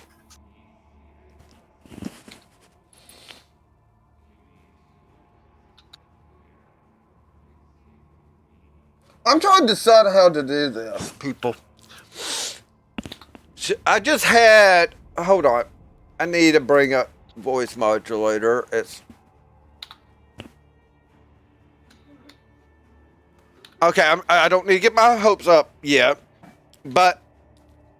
I just... What? I bleeped out what I just rolled. I think everyone else knows what it was. Whoopsie. On my attack roll. So, usually that means something bad. Oh boy. No, nothing bad for you. I'm just trying to decide how to do this with the dancing cha-cha mimic.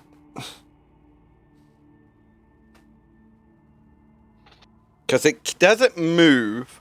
It can't go prone with the dancing.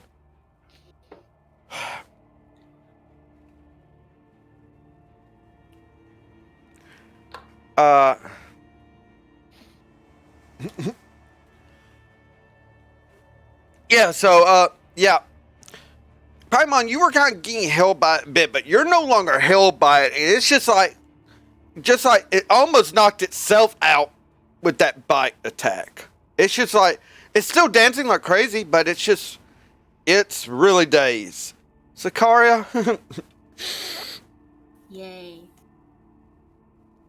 I am going to move closer to Juan. Okay. You are able to move up to 45 feet. Oh, wait a minute. What about that sleep one had casted? That Not will be yet. coming up next. Okay.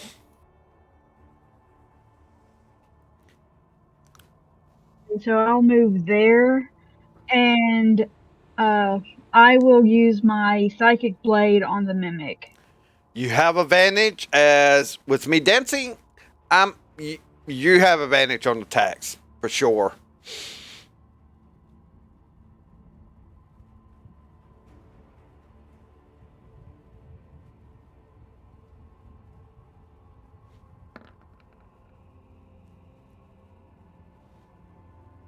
You're definitely hitting it.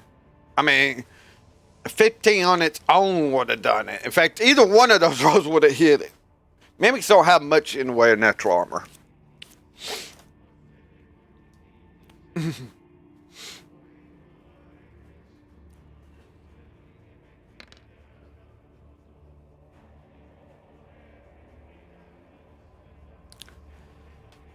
And you have sneak attack damage as well.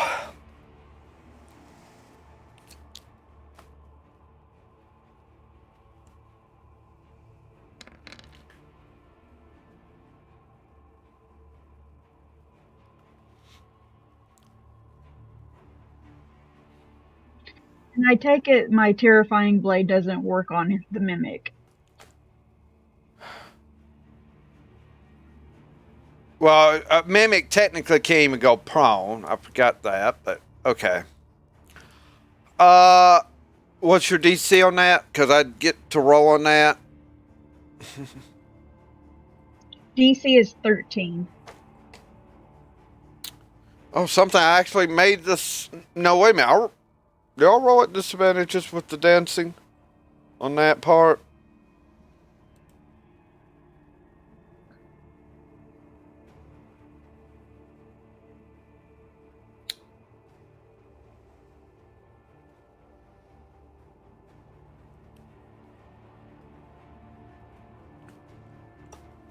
Okay, dexterity saving throws. That was a wisdom, so yeah, it passed.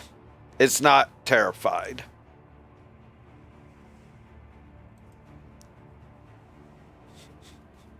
Because just don't get scared. I had to say it. I'm sorry. Now, it is anything else, Sarkaria. As I do let you summon your psychic blades freely, do you wish to do another strike with a second one? No. Oh wait, no. Okay. Now, did you roll while you were still cranked with the advantages that you had from being cranked up? Oh. No. Okay. Okay. That's 2 more points of damage, so it's actually up to 24 points of damage.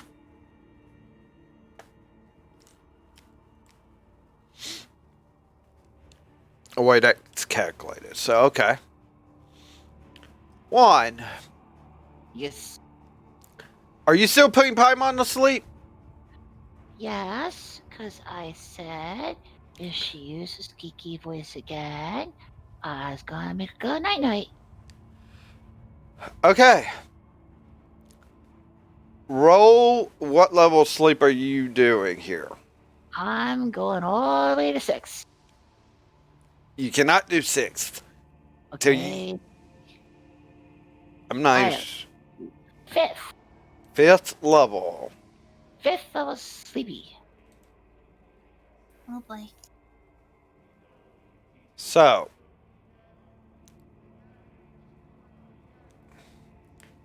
Due to this is in combat.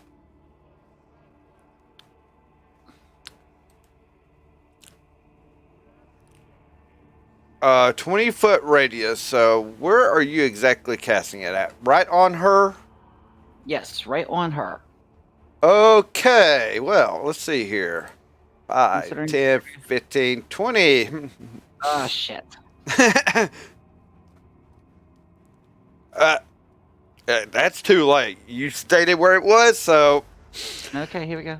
So, let's see here. You roll 5d8. What level is this? 5d8 plus 8d8. No, 13. 6. No, 11d8s. 11d8s. I was trying to do all this math in my head, and it's 11, And I it- believe. Just straight up 11d8.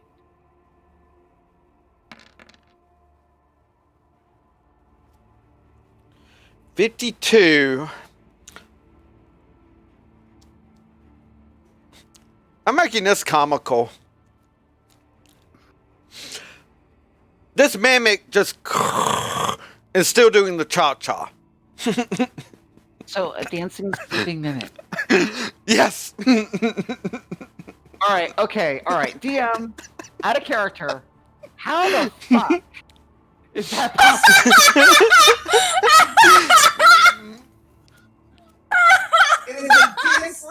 All right, now we already had a sleeping, begging hag. Now we've got a dancing, sleeping. Okay, no, but I'm not finished yet because Oh.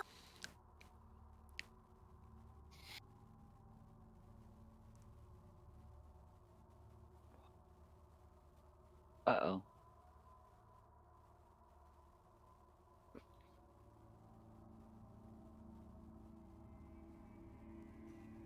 It got real quiet real fast. okay. Hit points. Sarkaria and Paimon, I need your hit points. I currently have 82 hit points. Okay. I have Exactly how many? 89. Paimon, 82. as is, yeah, you're asleep. Aw. Sarkaria got lucky. That uses up all the points that was rolled here. But you fall asleep as this. The cha-cha chairs kind of stops cha-cha as Paimon just falls asleep as well. Sakura, Try again. Sakura, Yes. I warned her. I warned you. If she does the squeaky voice, she goes night night. Now, what were we here for? We were here for items. Okay, so that chest was dancing and was trying to eat her. So maybe Yes, it's not the chest we're looking for. I agree. But what if that chest ate some of the items we are looking for? Yeah, I'm not reaching my hand in there. Maybe if we move the mascot away from the bitey chest and try the other ones next time, there won't be another bitey chest. Well, we can hope. And would you want to move her? It would be an honor to move the mascot. Oh dear God. One, just be nice and move her, nothing else. If you set her down, you set her down nicely. Do not drop her. Sarkaria, I don't know if you notice this or not, but I'm terrible at hurting people. I don't hurt people. And one goes over. Then do I have to do a strength check to pick her up?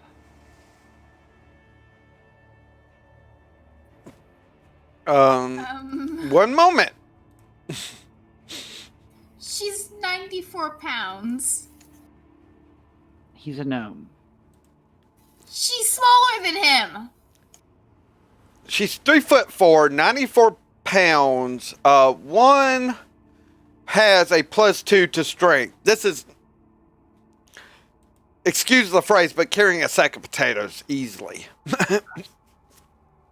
So, one slings the mascot over his shoulder and brings her over to where he is by the doorway. and gently places her down so she doesn't get hurt, and places his backpack behind her head so she doesn't get hurt, Oh. and he pats her on her head Oh. and says, "You're an idiot." Oh. So you have a sleeping mimic there, Sarkaria.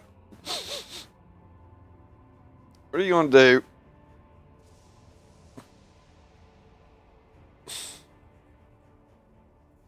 So you said the mimic is asleep as well?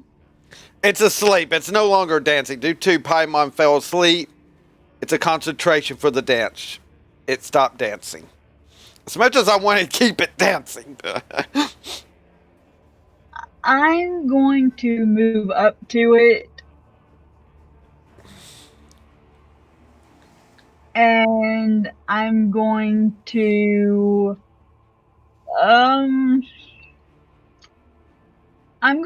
go ahead and attack it with my dagger of venom. Alright. Again, due to it is in a sleeping situation, roll me a d20. As long as it doesn't hit one, you're fine. So is it just the d20, or do I put my dagger bonus on it? You just roll a d20. We know what your dagger bonus is. I'm just want to see anything but one is good. So you're good. You're going to kill it. So you go ahead and kill this mimic. You know how to do it. You're a rogue. You still have all that knowledge. So you know right where to slice at it in this chest and kill it easily. And as you kind of plop this chest on open, you do see in it there are items.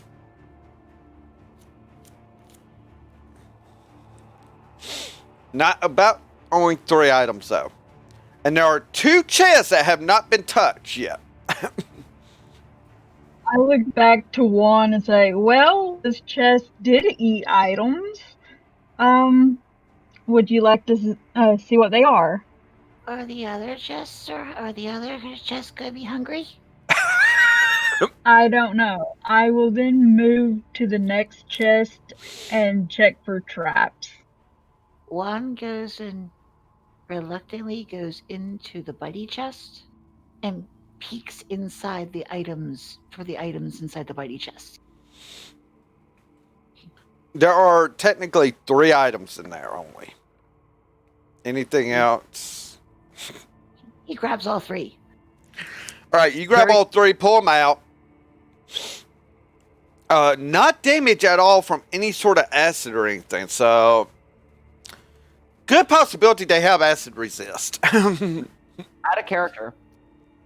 It is possible for an entity to dance while sleeping.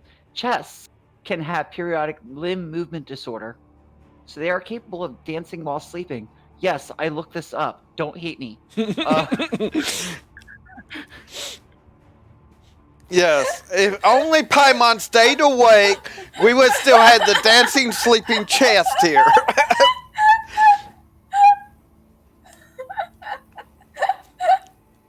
I'm so glad I casted that.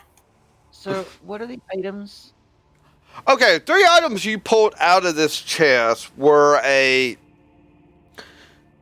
mace, a strange-looking, like triangular type of crystal orb, but it's triangular in shape.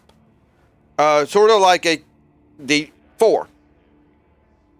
It's just about the size of 2 hands would fit under it. Of your hands, anyway. So, Kari, one might work. It'd be just a little oversized in her hand. And the other was a bracelet out of that chest. Okay. Sarkaria, Yes, Juan. there is a glowy thing here. It's there's a stick with a ball on it, 'cause he doesn't know what a mace is. And there's jewelry. Okay, I would move over to Juan, open a bag of holding, and say, "Just drop them in here." Okay, and he puts the stuff in, but he keeps the mace and puts it in his backpack. Well, he holds on to the mace. Okay, you're gonna hold on to the mace, all right. But you put the other two items into it, okay? Yes. What bag of holding is this, Sarkaria? It would be the one that was given to us by Soren? Sora? I Saura. can. Sarah, thank you. Okay. Didn't seem like any traps was on that chassis. You did pop it up before you went over. No traps, luckily.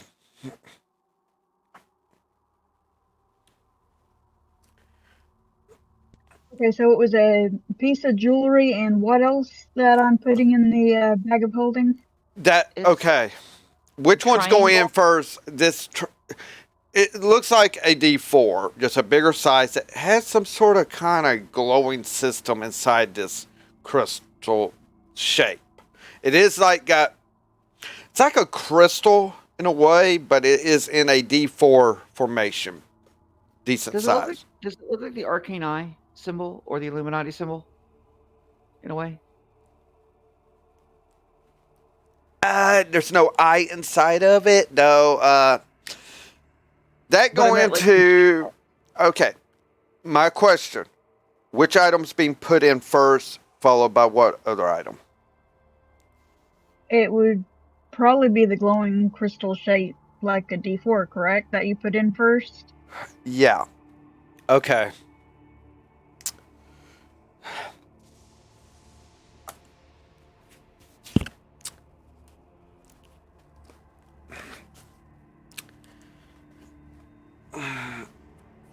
Just start throwing stuff in a bag of holding. It's never a wise idea, people.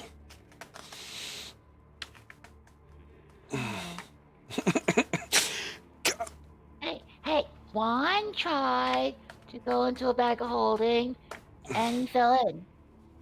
So, why are you putting it in there?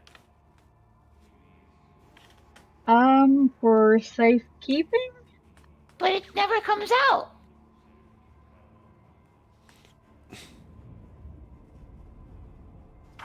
I would then reach back into the bag of holding and pull out the jewelry to show Juan that it's not misplaced or won't come back out. Okay. The thing is, you put the triangular thing in first, correct? Yes. Okay. No, just stop there. I'm actually having to try to find the bag of holding right now.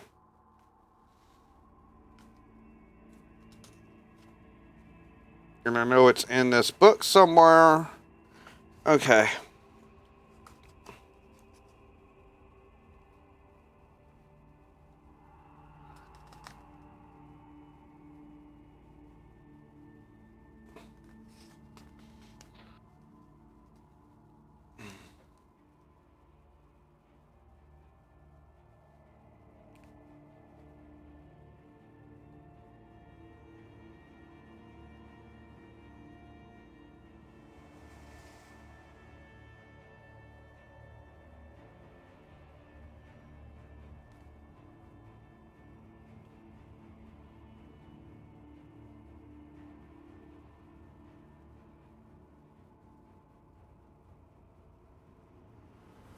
Oh my god.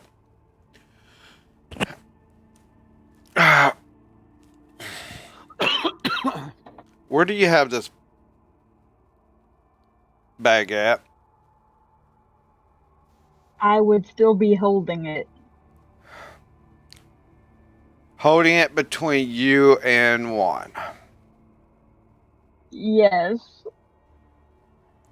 Okay. You put that first item in.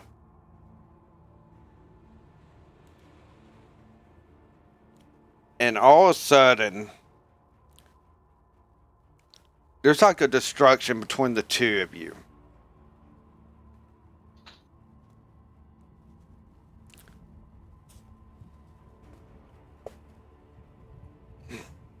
Like an explosion? Sort of like an explosion, yet it's kind of like all of a sudden there's a gate there. And for One runs. But go ahead. oh, you're gonna try to run. No, I'm not gonna try to run. Oh well, you're gonna try to run. I mean, go ahead. This is gonna be comical because it's gonna suck you right on in. Retcon. I'm not running. All right. So a gate, like a gateway to somewhere else. Oh yeah. Thing is, I'm going to be nice enough that all chests get sucked in too. It's only usually 10 feet in diameter around it. I am going to go ahead and suck the chest on in, the rest of them. Sarkaria, the bag is evil. And you get sucked in. Everyone gets sucked in. The chest gets sucked in. You're in the astral plane. Oh no. Oh yay! No. Oh, that's bad. That's very, very bad. Astral Dreadnought! Yay!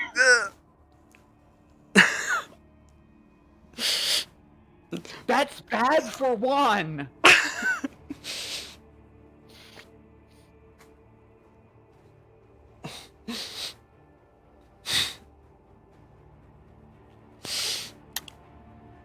So yeah.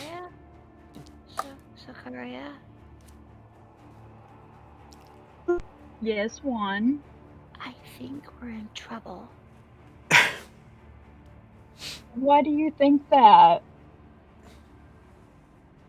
Because I'm in danger. What do you mean? I'm not supposed to leave Kataria. We're only in the astral plane. You'll be fine. No. They'll find out that I exist, Sarkaria. And they'll destroy me.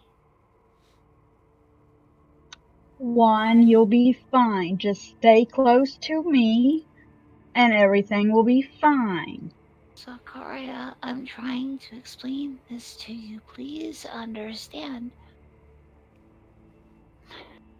Do you know the picture, the thing that I put in the room? You gotta promise you will never tell me.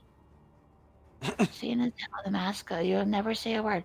Seeing as how the mascot is sleeping, you gotta promise me. Technically, right now, the mascot should be awake from being pulled like this because this is like shaking her awake. Yeah. So, Sarkaria, you have to promise me that you will never say a word to anybody. You gotta swear. I swear I won't say anything. You're not allowed to lie. And if you lie and find out about it, I will never forgive you. Sarkaria, I'm not supposed to exist. Sarkaria, my mother is the angel of death. Wait, what?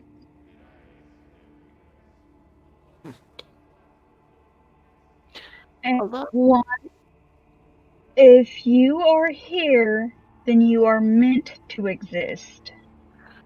No, Sarkaria, you don't understand. And he starts to cry a little. A long time ago, when I was very small, when I was born, the angel of death took revenge on a demon that broke her heart. She changed her shape and found my dad. And she laid with him and made me. I should not exist. I am an abomination. When Juan says that, I'm going to just thump him and say, "You are not an abomination. You belong here, and you will help us." If the dragons or the demons find out who my mother is, we're doomed. If this collar comes off my neck, I die. I am supposed to be on Kataria.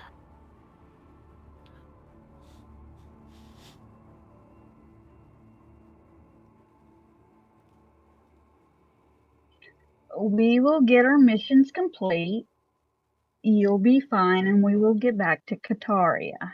I promise you that.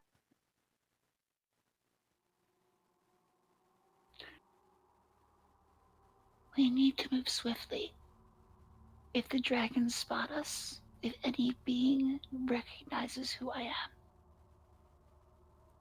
they'll try to kill me and anyone who's around me. I'll try to help you and protect you as much as I can, and Jimmy will too. Right, Jimmy? Jimmy's gonna help. But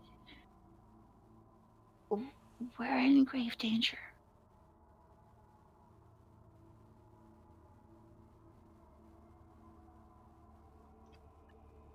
So, listening to Juan say that, I'm quickly going to go and get the items from the chest and then look around to see exactly where we are. You're in the astral plane, but yet you see all the chests floating around. You're floating right now in the astral plane.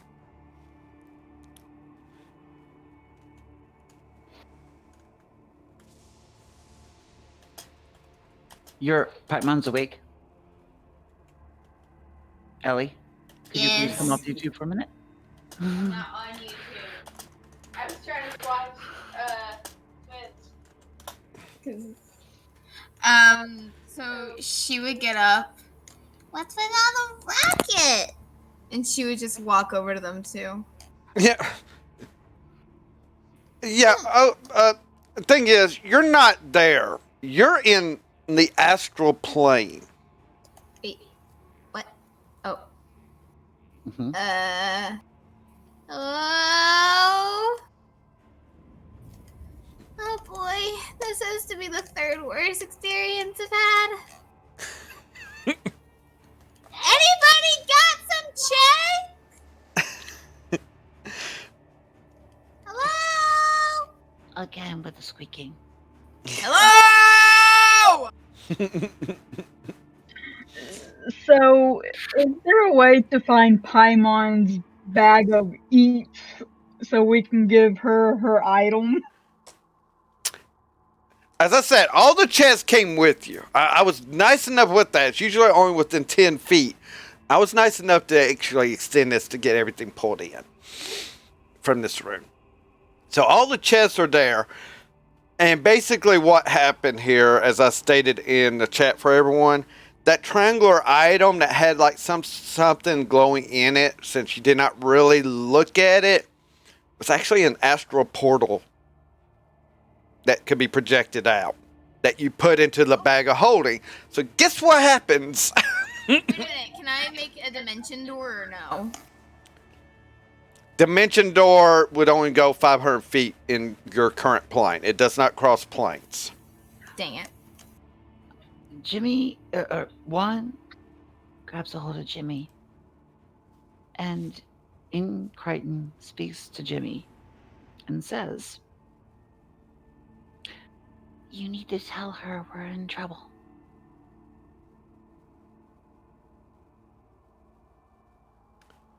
Here's the thing.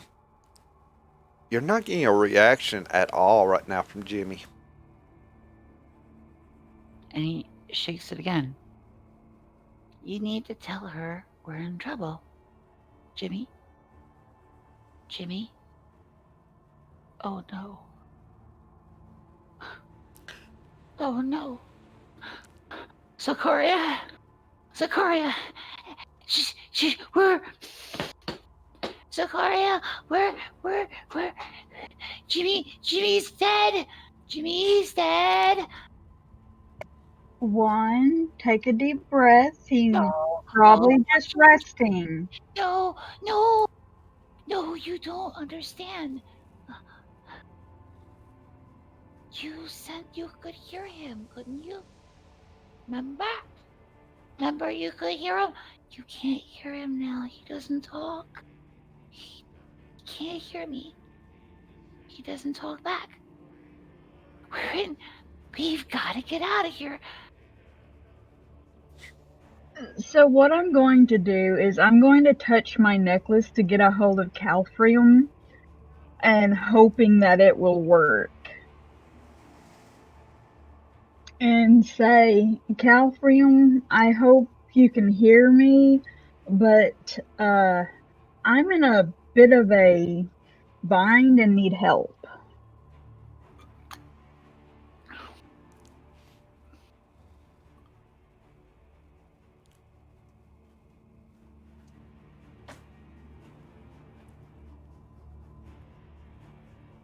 Gotta look at some notes. As to, is he still gonna be...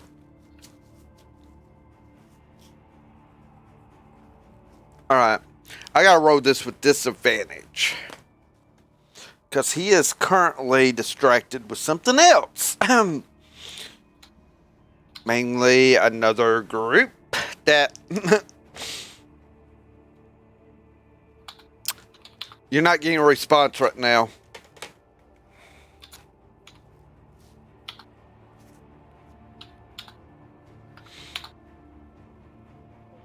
I'm going to look at Juan and Paimon and say, I think we're on our own right now. So let's get the items that we're here for and then find a way back. Yeah, sure. Let's make sure we get the things. We're gonna die, and you're worried about the things. Juan, we are not going to die. So knock it off.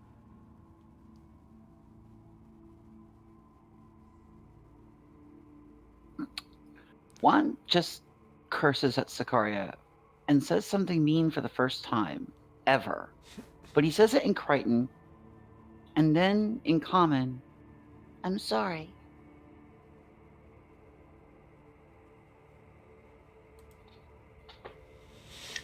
And I'm sorry that you're here.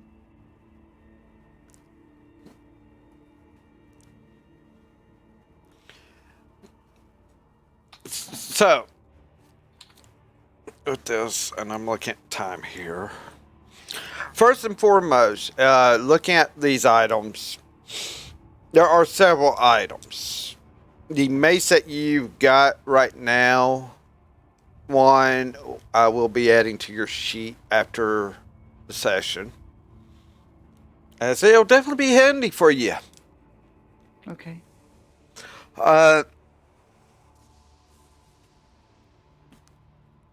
For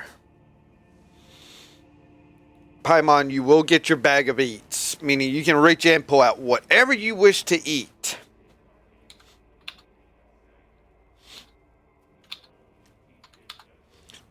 And you do happen to find the item you are there for, Sarkaria, as it was described as a magical orb that's embedded into a tiara. The orb is no bigger than maybe half the size of a golf ball in this tiara. And basically when you put it on any sort of a thing that has happened within the last few weeks to you that it was altering in any way to your body would reverse it.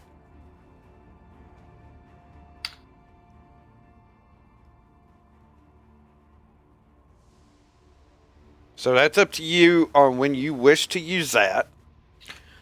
But I need perception checks. You need to find out where you're at in the astral plane and what's around you.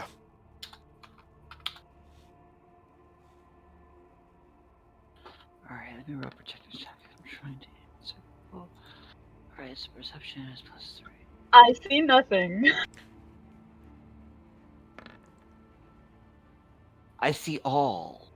Well, almost all. Yeah, I mean, that's a good roll. Paimon? Or are you too distracted with your bag of beats? I would have been too distracted with my bag of beats. I was Yeah, so right now, what are you eating on? around it. I was just gonna chomp on some fruit from it. Yeah, so you're just seeing her bring out fresh fruit and just start eating like crazy. She's not even paying attention. Sarkaria, maybe you're deep in thought, like, do I go ahead and do this, or do I wait till we're in more safety? That's probably what's going through your mind. One. Yeah, that's probably exactly what's going through my mind.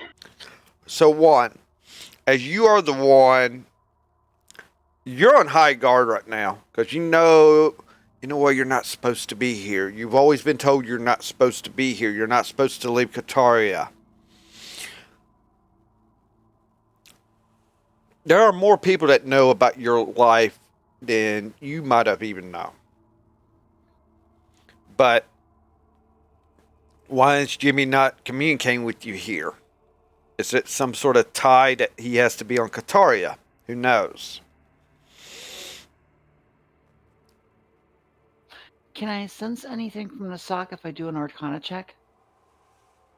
Possibly. Let me get through the perception now. As you are looking around, you're looking off in every direction. You're looking around, up, down. We're talking 360. Mm-hmm. And finally, you spot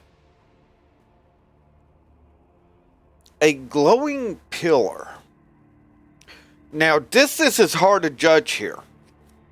I mean, you're in like a black spatial area.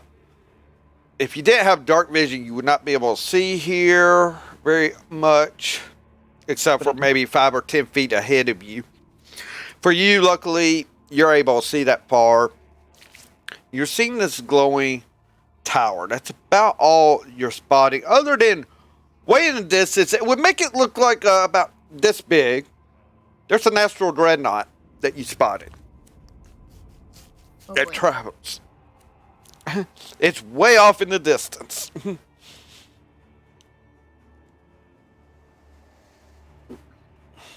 Is it in the same line as the pillar? No, it's kind of off to one side. It's like to your left and the pillar straight ahead of you.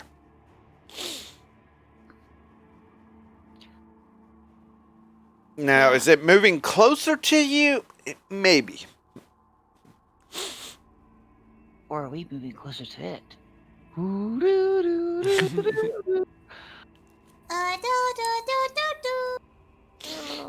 Sarkaria, there is a glowy thingy coming at us. It's not coming at you. It's stationary. The astral dreadnought's moving. There's a big monster coming at us, and there's a glowy thing that's not too far away from us. But that big monster, oh. How big would you say this monster is? Bigger than Mommy? Would you say it might be an astral dreadnought? What's an astral dreadnought? A big creature. So, if that's what it's supposed to be named, then yeah. I would look to Juan and Paimon and say, would you want to go capture one? Why not? Juan just looks at her and then looks back at the sock and makes an Arcana check to see if he can, and shakes the sock and shakes Jimmy to see if he can feel anything from Jimmy at all. Roll an Arcana.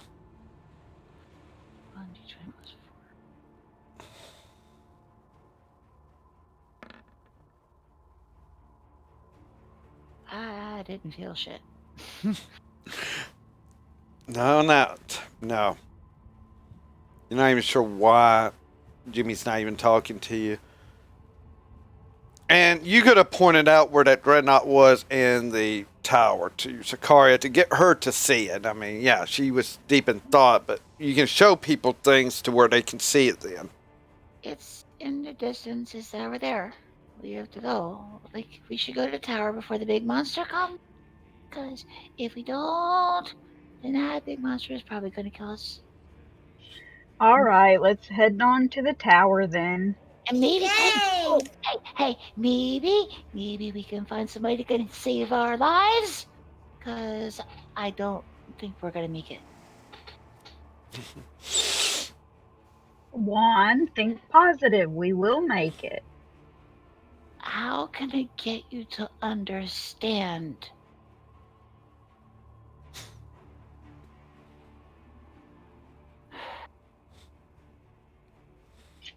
And with that, I'm just going to go ahead and put the tiara on my head.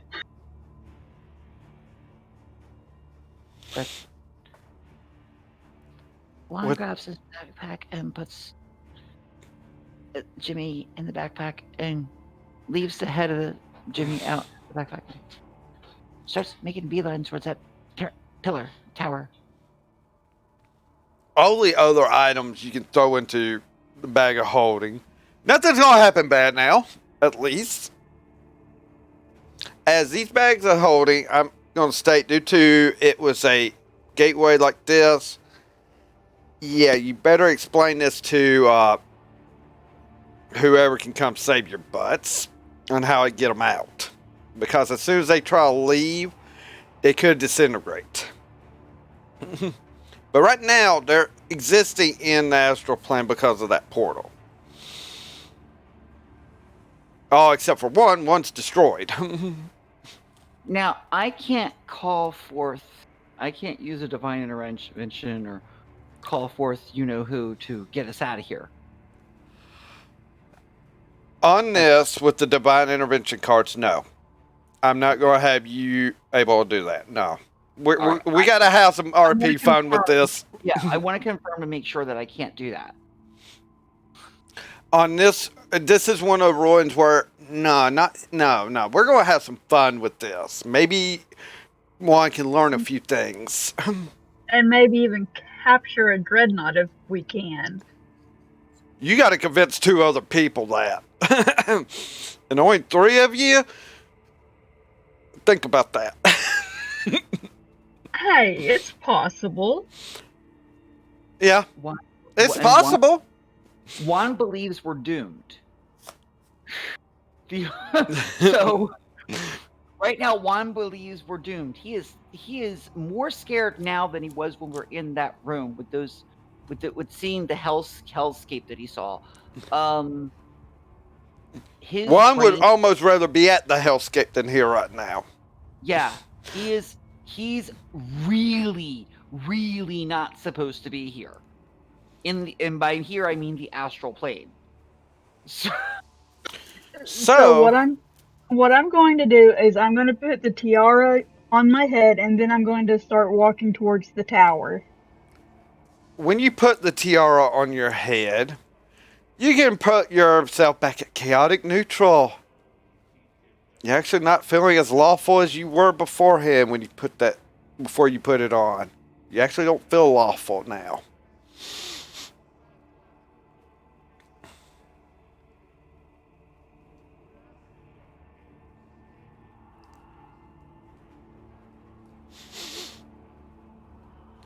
And with that, this will close out another session of Sarkaria Saga, as they have been sucked into the astral plane. But they have gotten a bunch of other items, and it could be they could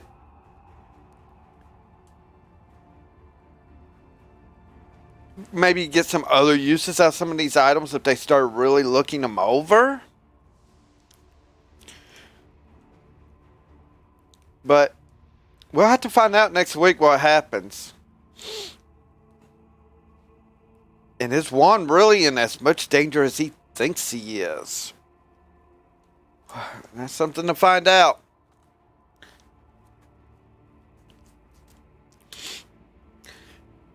So, with that, everyone, thank you for coming. It was a blast to have everyone here. And, of course, this group's just getting a little bigger each week, it seems. And now they got Paimon with the group. And I can tell you right now, if whoever does the voice acting for Paimon decides to quit, Ellie's got a job at that place. But with the wonderful voice acting, I can't even do half of that without having a voice modulator. That right now is still working. Maybe what I did, instead of just following the exact directions, exactly what the company said, actually worked. I'll know more tomorrow morning. But with that, we might rate someone. I gotta see who's streaming and go from there. But tomorrow night, I got 3 maps that I've got to work through with that group. 3 whole maps. Uh-huh. That's a lot of fighting. A lot of fighting, a lot of trouble, yeah. As Grom is up there with the constructs, having to back up Jasper, who's hell-bent on getting to Asmogon. We have Helen and Sylvanca trying to sneak in that courtyard where the battle's about to begin. And then down in Lavender's tunnel network, we got the rest of them about to blow through a wall, maybe. So, definitely got to come by and see what happens tomorrow night, people. That is going to be one crazy night. But with that, keep on gaming, everyone, and I'll see you here tomorrow night.